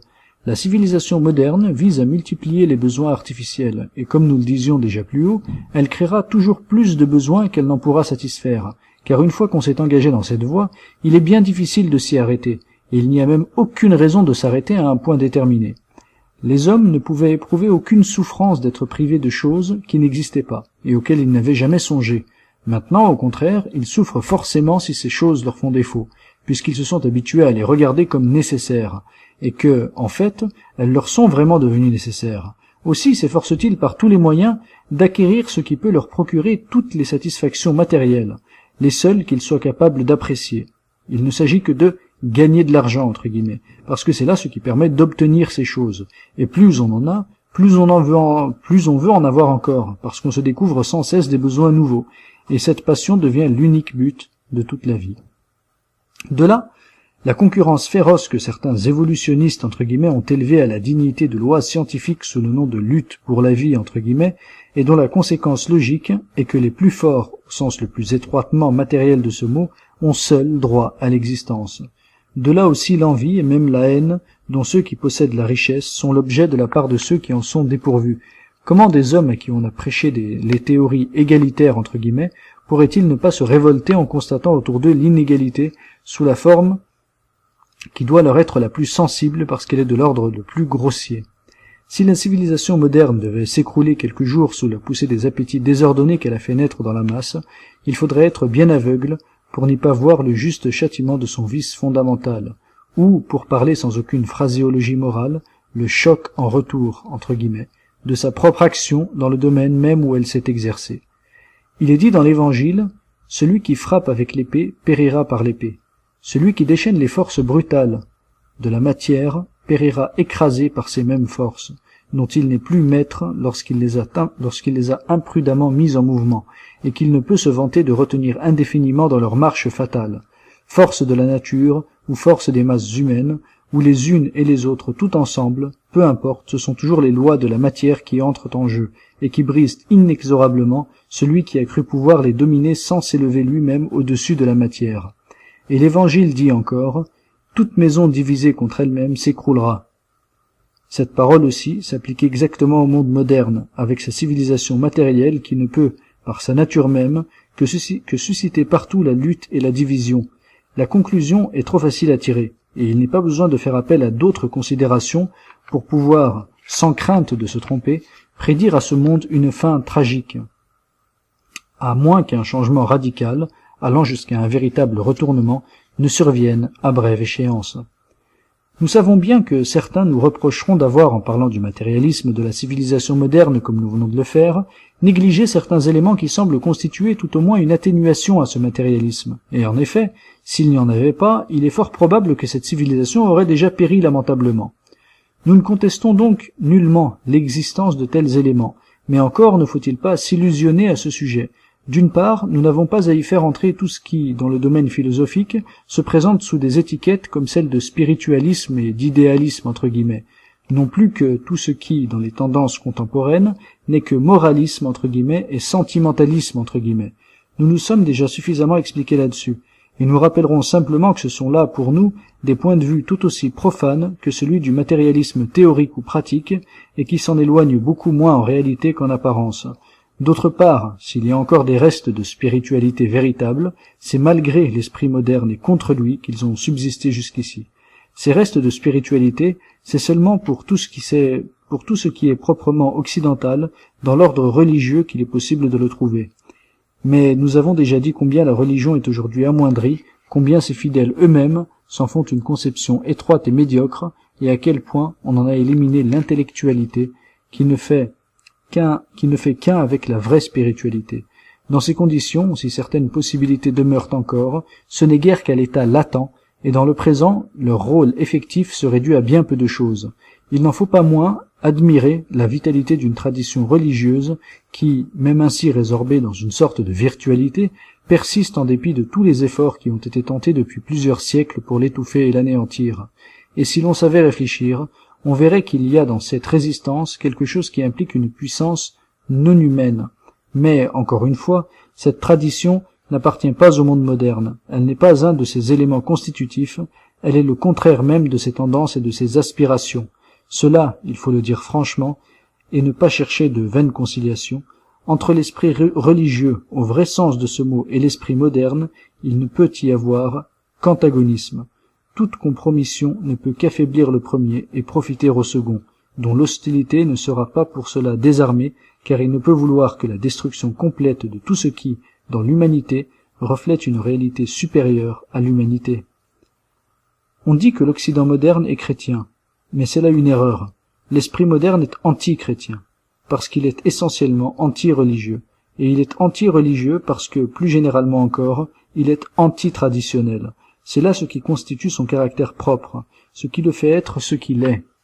Certes, quelque chose du christianisme est passé jusque dans la civilisation antichrétienne de notre époque, dont les représentants les plus avancés, entre guillemets, comme ils disent dans leur langage spécial, ne peuvent faire qu'ils n'aient subi et qu'ils ne subissent encore, involontairement et peut-être inconsciemment, une certaine influence chrétienne, au moins indirecte.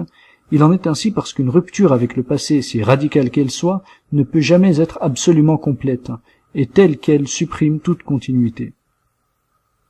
Nous irons même plus loin, et nous dirons que tout ce qu'il peut y avoir de valable dans le monde moderne lui est venu du christianisme, ou tout au moins à travers le christianisme, qui a apporté avec lui tout l'héritage des traditions antérieures, qui l'a conservé vivant autant que l'a permis l'état de l'Occident, et qui emporte toujours en lui-même les possibilités latentes.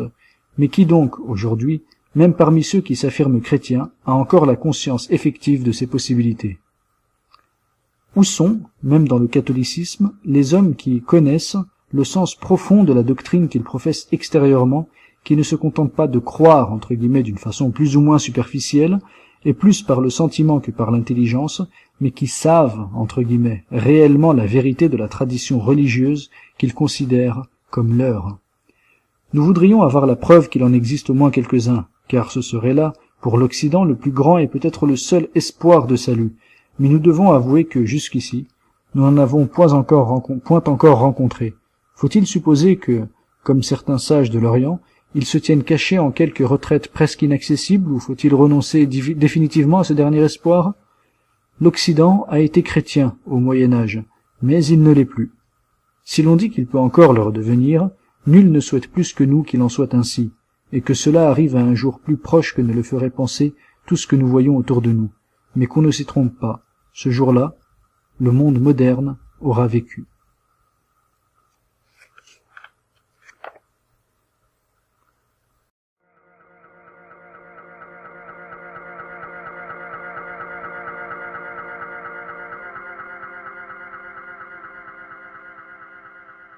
Les Français sont riches, l'État est ruiné, mais la France a une épargne privée énorme, c'est vrai. Mais il y a un critère important, c'est que les Français s'emmerdent, ils sont très dépressifs, on est les plus gros consommateurs d'antidépresseurs du monde. Donc c'est-à-dire que cette vie ne les amuse pas, ils s'emmerdent, c'est même s'ils consomment, s'ils sont pas dans la... Il y a aucune misère matérielle, mais il y a une misère spirituelle énorme. C'est-à-dire qu'on est passé d'un monde où la vie matérielle était dure, mais où la vie spirituelle avait infiniment de charme. Et ce monde s'est totalement inversé. On a une vie matérielle assez facile et une vie spirituelle d'une pauvreté inouïe. Et là, on se rend compte que cette détresse spirituelle est une forme de paupérisation, une forme de misère qui est largement aussi grave que l'autre. Hein. D'ailleurs, on l'expérimente. C'est les nouvelles misères, ça c'est les sociologies, la nouvelle sociologie de la misère. Hein, parce qu'en banlieue, c'est ce que je disais, il n'y a pas de miséreux en banlieue. Les mecs des émeutes, ils sont habillés, ils bouffent, ils ont des téléphones portables avec télé. C'est pas les favelas, c'est pas la période mexicaine de Buñuel, tu vois. C'est pas Los Olvidados. Mais n'empêche que ils supportent pas leur vie tous les jours, tu vois. Donc, et ça, c'est un fait anthropologique qu'on doit intégrer. La France est un pays de merde, on vit une vie de merde, tout le monde s'emmerde, les riches comme les pauvres. Il y a quelques connards qui jouissent parce que vraiment, ils sont allés très très loin dans la destruction de leur propre âme, tu vois. C'est-à-dire pour eux, la vie est une espèce de slalom entre les musts, tu vois. C'est une course aux musts, tu vois. Et ces gens-là sont très peu nombreux, ils sont très laids, sont de très mauvais exemples.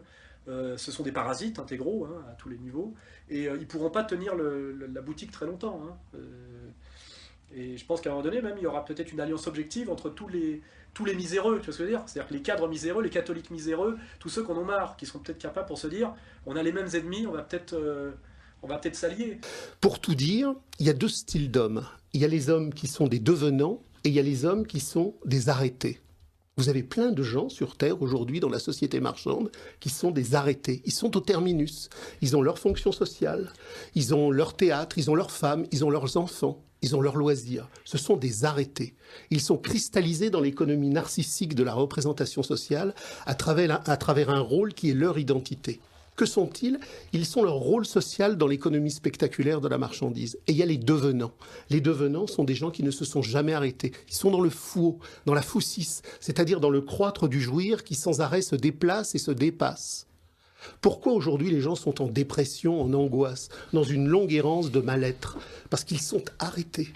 Ils sont à la gare terminus, dans une dépossession et une tristesse infinie.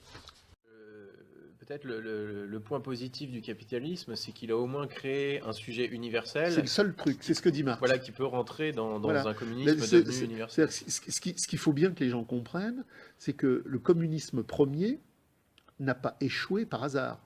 Le communisme premier a échoué parce qu'il était condamné à échouer, puisqu'il n'était pas universel. Il était local, ouais. Donc à partir du moment où la révolution agraire du néolithique s'est mise en mouvement et qu'elle a fait cheminer des champs concurrentiels autour des stocks agraires, puisque l'homme universel n'existait pas, ça a été le choc de communautés fragmentées. Bon, je veux dire, tout le monde connaît l'histoire des Indiens des plaines. Les Sioux vivent en communauté communiste, les Pawnees vivent en communauté communiste, mais quand les Pawnees et les Sioux se rencontrent, ils se tapent sur la tête. Marx dit qu'il n'y a qu'un seul et unique avantage à l'absolu des possessions de l'horreur capitaliste, c'est qu'elle a fait jaillir l'homme universel aliéné. Et c'est parce qu'elle a fait jaillir l'homme universel aliéné qu'elle permettra, par la crise de la caducité de la valeur, de faire jaillir l'homme universel désaliéné. Mais on ne peut pas se désaliéner localement, on ne peut se désaliéner qu'universellement. Et donc, il fallait que le capital s'empare de la totalité du monde. C'est d'ailleurs ce que montrait Hegel. Hegel, dans le cheminement de l'aliénation, dans la phénoménologie de l'esprit, dans la science de la logique. Il faut que la culture de l'aliénation mondiale s'empare de la totalité du monde. L'histoire est l'histoire de l'aliénation chez Hegel, justement. Et c'est parce qu'on va au bout de l'aliénation qu'on peut enfin produire l'anti-aliénation. Les gens aussi ne peuvent pas imaginer le monde sans convoitise.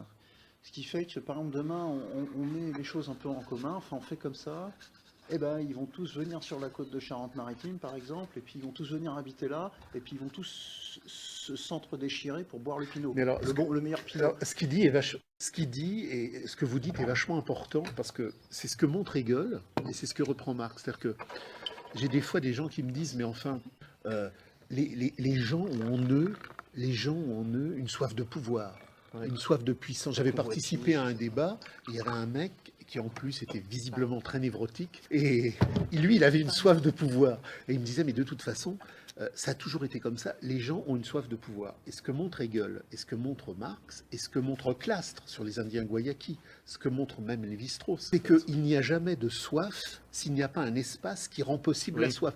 J'allais juste vous demander, est-ce que l'un des principaux dangers du capitalisme, que peut-être Marx établit bien, c'est de tomber en fait dans la naturalisation des catégories de l'économie politique qui se développe en fait, notamment la propriété privée justement. Vous l'avez, il faut relire, moi je l'ai relu cet été, il faut relire Philosophie de la misère, misère de la philosophie. C'est-à-dire qu'il déglingue Proudhon en montrant que Proudhon éternise.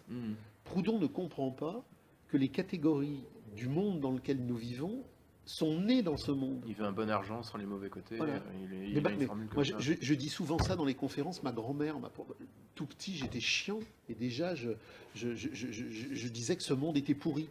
Et ma grand-mère me disait, mais arrête tes bêtises, il y a toujours eu de l'argent, il y a toujours eu des patrons, il y a toujours eu des chefs. Ma grand-mère, qui était une femme que j'adorais, avait complètement éternisé les catégories du capital. Philosophique, les gens sont réceptifs. C'est-à-dire qu'il y a bien évidemment les conditions objectives de l'histoire universelle qui font que la crise du capital est en train de produire un gigantesque krach bancaire à échéance, mais il y a un krach bancaire dans le narcissisme affectif de l'imposture. Les gens sont tous en train de commencer à craquer quelque part. Donc, il y a des choses essentielles à faire. C'est partout où l'on est, au boulot, dans la rue, partout où vous allez, faire passer auprès des gens cette idée que ce monde de la pourriture marchande est en train de crever et qu'il ne s'agit pas de le rénover, de le réagencer, de le remodéliser, qu'il s'agit de le liquider. Et de leur faire comprendre que c'est pas un truc comme ça qui est dans votre tête parce que vous seriez maniaco-dépressif depuis 2 heures, mais parce qu'il y a toute une histoire. Il faut dire aux gens de lire. Alors, pas lire les conneries contemporaines, puisque tout a été dit depuis des siècles. Donc, lire le contemporain, ça sert à rien. Tout ce que je viens de vous dire là, ce sont des banalités de base qui, depuis des siècles, ont circulé dans tous les groupes radicaux. Il n'y a rien d'original dans ce que je viens de dire. Simplement, c'était enfoui par la temporalité aliénatoire. Je fais simplement ressortir quelque chose, mais qui existait bien avant moi. Du monde, avec des recettes, avec des techniques, avec des moyens appropriés, des pédagogies. Le communisme, c'est pas ça. Le communisme, c'est la tradition primordiale de notre sexe profond pour vivre la communauté. C'est notre aspiration à vivre ensemble. Quand j'ai quelqu'un qui est au bord du suicide, il n'est pas au bord du suicide parce qu'il veut mourir. Il est au bord du suicide parce qu'il veut vivre et qu'il est coupé de la communauté. Il est coupé de sa sacralité. Le type qui craque là et qui veut partir, il veut partir, et ce qu'il fait là en disant je craque, il me dit la sacralité du communisme sous une autre forme. Il veut une vie humaine où les êtres humains ne sont plus séparés d'eux-mêmes, plus séparés de la nature et plus séparés de la beauté du monde. Le sacral, il est en nous à chaque instant.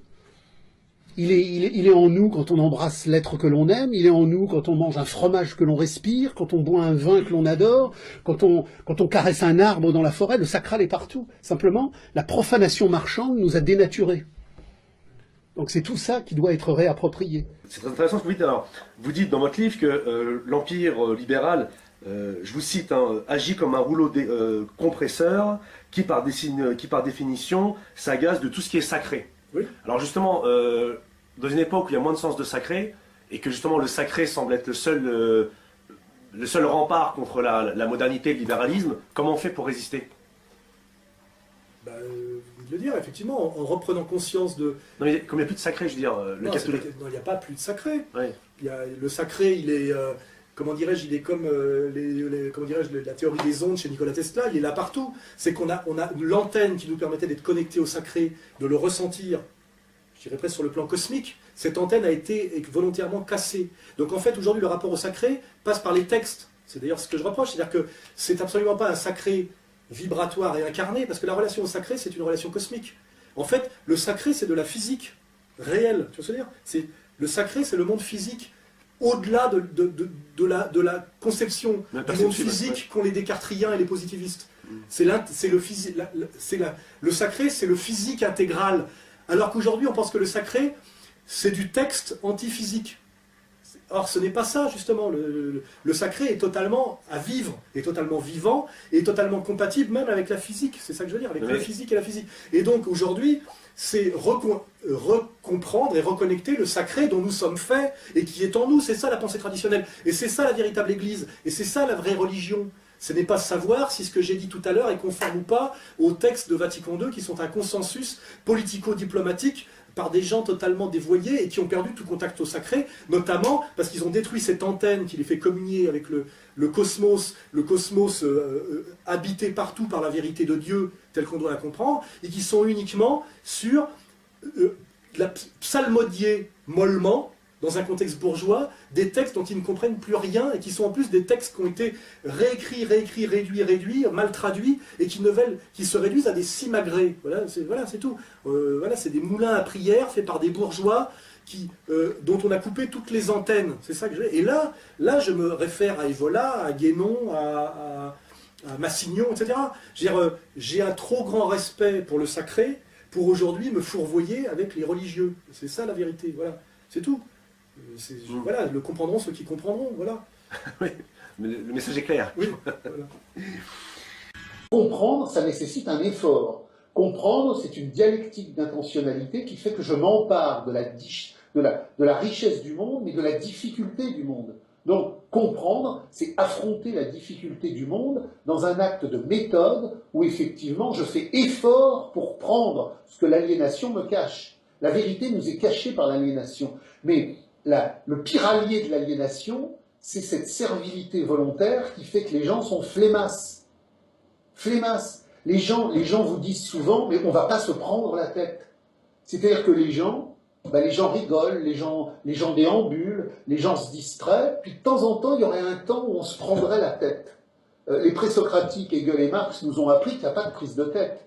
L'intelligence est une jouissance. Le savoir est un érotisme. Si demain je veux avoir une relation érotique merveilleuse avec mon compagnon ou ma compagne, il faut que mon érotisme ait de l'intelligence. Mon érotisme, c'est pas simplement un corps qui va aller se rassasier, c'est un corps qui va avoir une dimension ontologique, une verticalité lumineuse. La relation d'amour, c'est une relation de savoir. Le savoir est un émerveillement, l'émerveillement est une jouissance. La jouissance est un savoir, c'est une volupté. Donc il n'y a pas les moments où je me prends la tête pour aller dans la difficulté du monde et les moments où je me laisse aller. La vie est une jouissance permanente, et au cœur de la jouissance, il y a le comprendre offensif et radical. Donc il faut que les gens comprennent qu'ils ont, pour l'instant, sur cette terre, une existence. Il faut qu'ils se disent, tiens, si je mourais dans 8 minutes ou dans 15 minutes, qu'est-ce que j'ai fait de radical? Qu'est-ce que j'ai fait de jouissance offensive? Qu'est-ce que j'ai eu comme satisfaction nécessaire? Donc le compte à rebours a commencé, on n'a qu'une existence. Il faut se jeter à plein vent dans la passion du monde pour comprendre, pour jouir, pour avancer et pour s'émanciper. Dans les communautés traditionnelles, il n'y avait pas la pilule. Il y avait toute une série d'herbes, de techniques, où l'homme et la femme, dans une harmonie d'amour, assumaient ensemble une contraception naturelle qui n'était pas médicale, terrifique et sanguinaire. Aujourd'hui, des millions de femmes vont mourir parce que la pilule donne le cancer de l'utérus ou le cancer du sein. Ça fait partie du procès capitaliste d'accumulation et de reproduction. C'est fini. Elle est là, elle sera tout le temps là. Ce qu'il faut que vous compreniez, c'est que la gauche est le laboratoire de recherche du capital. Les gauchistes sont l'extrémité de ce laboratoire de recherche. Tout ce que la gauche met en marche en tant que laboratoire de recherche du capital est ensuite intégré par la droite. Et ensuite, c'est intégré par tout le monde. Et tout le monde a tout intégré. Nous sommes... Le fétichisme de la marchandise, Marx dit, c'est le dessaisissement de notre organicité. Nous sommes dessaisis de notre vie. Nous n'avons même plus confiance en notre existence. Nous sommes tellement soumis et domestiqués que nous n'arrivons même pas à imaginer que nous pourrions avoir une autre vie que celle-là. Donc ça va péter. Ça va péter parce que la crise aujourd'hui est à son point supérieur. Pendant 20 ans, avec des débauches de crédits hallucinatoires et chimériques, on a fait comme si on avait résolu le problème de la saturation des marchés. Aujourd'hui, on a le retour en coup de boomerang de milliards de dollars factices qui, par le monde, sont en train de circuler. Et là, c'est important, c'est pas les banquiers qui font circuler, c'est la baisse du taux de profit. Il n'y a pas une crise parce que les banquiers spéculent. La spéculation des banquiers n'est qu'un effet de la baisse du taux de profit et de la saturation des marchés. Mais demain, quand ça va péter, il faut qu'il y ait eu un maximum de tracts, un maximum de réunions, un maximum de rencontres entre des gens qui disent à bas le salariat, à bas l'État, à bas tous les partis, à bas la droite, à bas la gauche, à bas l'État, vive la communauté humaine, vive le retrouvé humain d'une communauté sans argent et sans État. Parce que demain, et ça c'est une phrase décisive d'Engels dans l'introduction des luttes de classe en France, demain notre ennemi, ce sera la démocratie pure. Ce sera la démocratie pure de tous les partis de la réaction capitaliste qui voudront nous remettre dans le circuit de l'économie et de la politique. Donc à bas l'économie, à bas la politique, et à partir de là, diffusons, rencontrons, agissons pour produire des jalons de conscience, mais pas qui courent après. Alors, moi je sais bien qu'il y en a parmi vous qui sont encore ce que j'appelle des nostalgistes. Ils croient que la nation va revenir, qu'on va pouvoir rétablir la politique, qu'on va pouvoir revenir en arrière. Non, non, non, non. Louis XVIII. La restauration, c'est toujours une caricature. Donc si nous voulons nous battre contre le mode de production capitaliste mondial, il ne faut pas lui courir derrière pour essayer de restaurer ce qu'il a liquidé. C'est fini, ce qu'il a liquidé ne revient jamais. Il faut se battre devant en mettant en marge d'une vraie frontière de classe entre le prolétariat et la classe capitaliste. Le prolétariat se bat pour s'insurger et s'autosupprimer. Nous sommes tous ici des prolétaires, condamnés, quel que soit notre niveau de revenu, à vendre notre force de travail, notre force de création, notre force de jouissance, tous les jours, dans un crétinisme narcissique, médiatique, débile, dans des joies factices, dans des reconnaissances pathogènes. Cette vie de merde, nous ne la voulons plus parce que nous n'avons qu'une existence. Donc si nous n'avons qu'une existence, battons-nous pour produire des jalons de conscience qui préfigurent la grande fracture qui arrive. La grande fracture bancaire mondiale où toutes les fictivités de crédit vont effectivement s'écrouler, c'est maintenant. Ça y est, elle arrive. C'est une affaire de quelques années.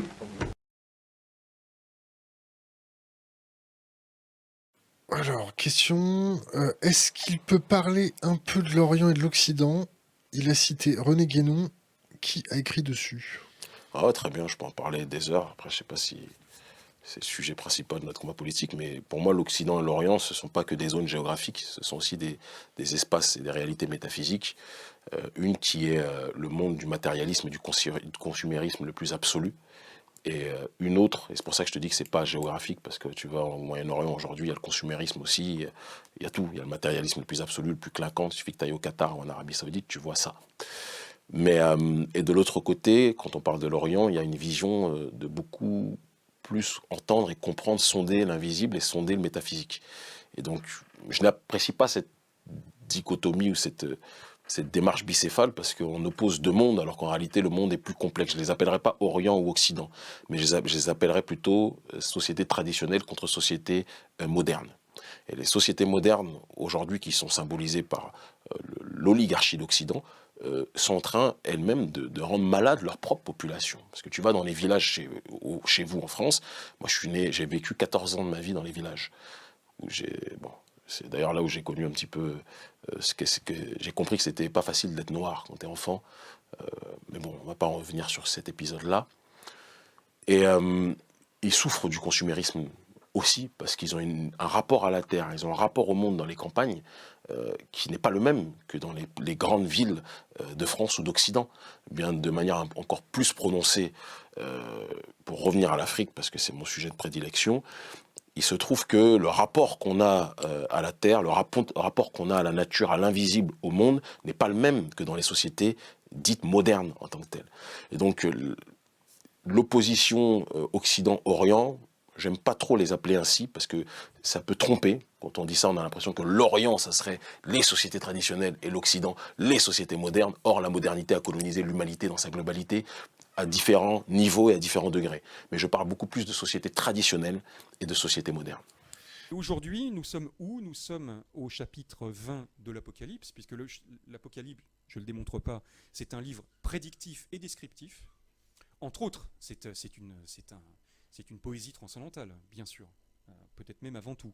Mais nous sommes dans cette époque-là où on nous dit dans l'Apocalypse que la cité bien-aimée, assaillie par Gog et Magog et leurs alliés, aussi nombreux que le sable de la mer, on dit aussi dans des hadiths. J'ai lu un livre de l'imam Suyuti, qui est, je crois, l'écrivain le plus prolixe de tous les temps, qui a écrit beaucoup de livres sur le retour du Mahdi à la fin des temps du Mahdi et de Issa ben Maria.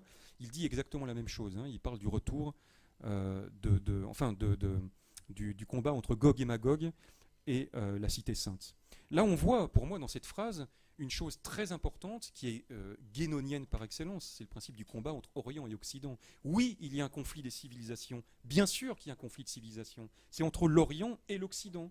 Hein, la Palestine, l'Irak, l'Iran, le Japon, l'Afrique, voilà une liste interminable de pays souillés par l'Occident. L'Occident est né en Europe et a souillé, a sali tout le reste de la planète. C'est véritablement une salissure dont il s'agit. L'Aquarius, ça vous parle? Ça me parle. Moi, il y en a qui se battent pour défendre la migration. Moi, je pense que la migration saigne notre continent.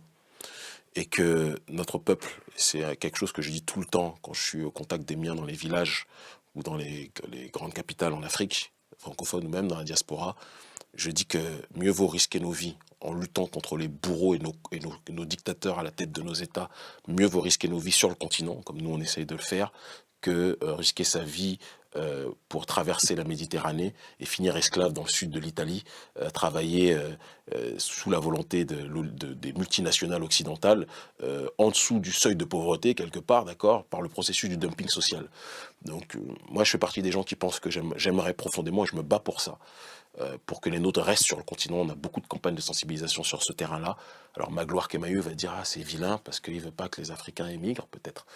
Mais dans la réalité des faits, on a déjà été saigné par l'esclavage, on a été saigné par la colonisation, parce qu'il y avait des traîtres aussi chez nous qui ont contribué à ça, disons-le clairement.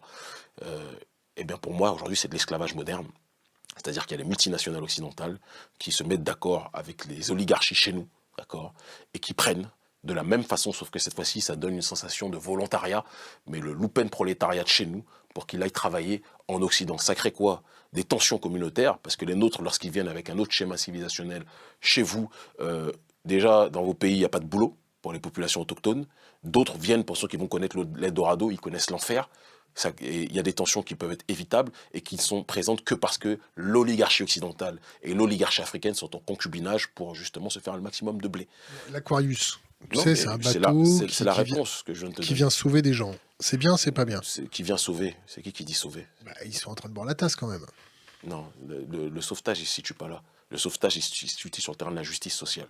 La question, c'est pas parce qu'ils sont dans la mer, des babtous qui se donnent bonne conscience, qui viennent te dire « Allez, je viens de sauver Mamadou, t'es en train de te noyer, viens, je vais te donner le bonheur là-bas. » C'est un petit peu comme l'arche de Zoé qui venait kidnapper des enfants, qui disait « On vient sauver des enfants. » Moi, l'Aquarius, je vais te dire clairement les choses, j'en ai strictement rien à foutre. Ok? Comme ça te permet de comprendre ce que je pense. Le vrai problème, si l'Aquarius veut aider les Africains, qu'ils nous soutiennent dans notre démarche d'autodétermination vis-à-vis du néocolonialisme occidental, du néocolonialisme français et vis-à-vis des criminels que sont nos présidents à la tête de nos États. C'est ça que l'Aquarius devrait faire pour nous aider.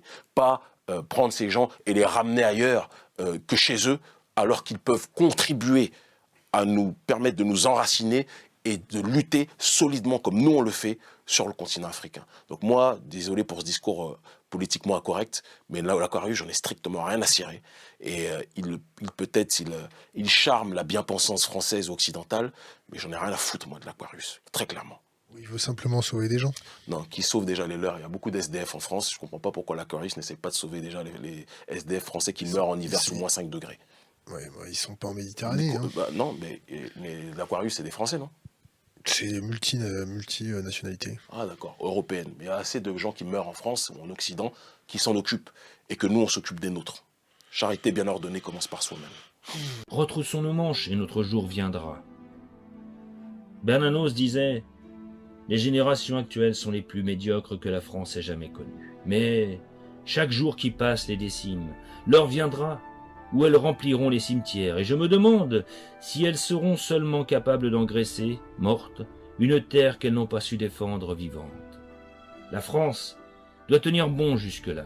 J'écris ces lignes sans haine et sans mépris pour ces condamnés.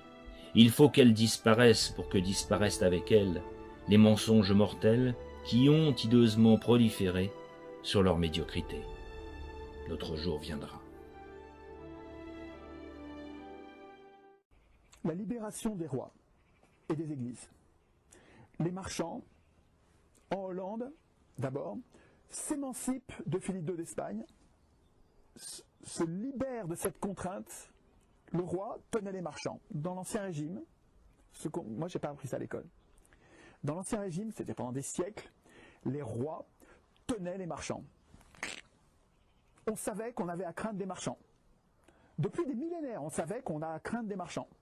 Et le roi et la religion empêchaient les marchands de sévir, empêchaient les marchands de mal faire.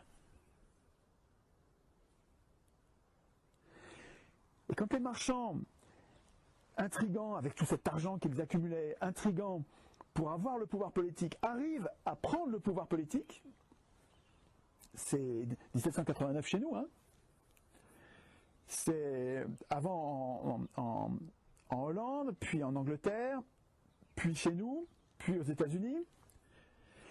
Quand les marchands s'émancipent des princes et de la religion, ils se disent libéraux et ils peuvent enfin devenir esclavagistes et génocidaires. Esclavagistes raciaux. L'esclavagisme, c'est pas, on n'a pas attendu les marchands pour l'esclavagisme, hein, mais esclavagistes raciaux, c'est-à-dire qu'une race, les libéraux institutionnalisent un esclavagisme dont on ne sort pas de père en fils, on sera esclave et il n'y a plus d'émancipation. Et donc, les Hollandais, se libérant de la tutelle, de la limite de leur pouvoir qu'était le roi d'Espagne, Philippe II d'Espagne, deviennent libéraux et se mettent à coloniser, donc à esclavagiser et à génocider l'Afrique. Il est totalement faux de dire que la France est née en 1789, comme aiment à le rappeler certains révolutionnaires. Il n'en demeure pas moins qu'une France est bel et bien née cette année-là. Mais c'est une France n'ayant plus rien à voir avec celle d'avant 1789. C'est une autre civilisation qualifiée de moderne qui s'est octroyé le nom de France et qui n'aura de cesse de détruire la civilisation chrétienne forgée depuis 13 siècles, depuis le baptême de Clovis, vers 496 après Jésus-Christ. Mais voyez, autrefois on travaillait à long terme, maintenant on travaille à court terme. On est dans une société où on pense que tout va arriver tout de suite. Et non. Et vous savez très bien que les francs-maçons savaient qu'ils avaient le temps. La franc-maçonnerie, elle date d'il y a quelques siècles. Et c'est ce qui se passe aujourd'hui qu'elle visait. Et donc les francs-maçons d'il y a quelques siècles savaient que ça prendrait le temps, mais ils travaillaient à long terme. Eh bien nous, comme eux, mais dans le bien, travaillons à long terme aussi, vous voyez. Sachons rétablir, même entre nous, de véritables réseaux avec des autorités. Son moteur principal fut l'anthropocentrisme, aboutissant au culte de l'homme abstrait, avec sa charte des droits de l'homme, extirpant toute notion de devoir et niant Dieu.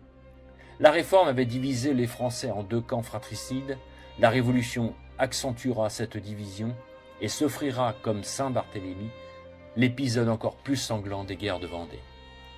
Mais cette révolution accouchera, elle aussi, de son propre avorton, incarnant, en quelque sorte, le quatrième ère de notre déclin, la République. Et c'est malheureusement 5 républiques qui se succéderont sur 2 siècles, dont 3 successives en à peine un siècle. À ce jour, nous subissons le joug de la 5e. La République est la phase terminale de la destruction de notre civilisation chrétienne, ouvrant la voie à l'avènement d'un nouvel ordre mondial et du règne messianique d'une république universelle. Le révolutionnaire Anacharsis Cloutz, dans son ouvrage « La République universelle », publié en 1792, écrivait « Le genre humain vivra en paix lorsqu'il ne formera qu'un seul corps, la nation unique. et la mise en place de cette nation unique passera obligatoirement par la destruction des nations forgées depuis des siècles, aux diverses richesses des civilisations que nous connaissons actuellement dans le monde. Tout cela dans un seul but, la manipulation des hommes, en niant leur intelligence comme leur liberté réelle et tout pouvoir de décision, les transformant en robots, cette angoisse de Bernanos. Faire du monde un immense marché d'êtres numérotés au profit des manipulateurs d'argent, où les femmes vendraient leur ventre. Face à cette trinité de notre déclin, qui est avant tout la trinité du monde moderne matérialiste, soumis au règne de l'argent, nous opposons la sainte trinité de la foi catholique. Ce déclin ne fut possible qu'avec l'affaiblissement de la foi de nos ancêtres au fil des siècles, succédant à la guerre de 100 ans. Face aux événements futurs que nous subirons suite à l'avènement de ce nouvel ordre mondial totalitaire enfanté par les 3 R, il nous faudra toute la force des valeurs de la croix du Christ, ainsi que le pouvoir des lys, pour que le soleil de l'humanisme chrétien puisse briller à nouveau sur notre patrie, où liberté, indépendance et grandeur rimeront avec France. Nous savons que le naturel triomphera des nuées matérialistes. Notre force reste dans l'entente de nos liens communautaires et nous vaincrons. Notre jour viendra.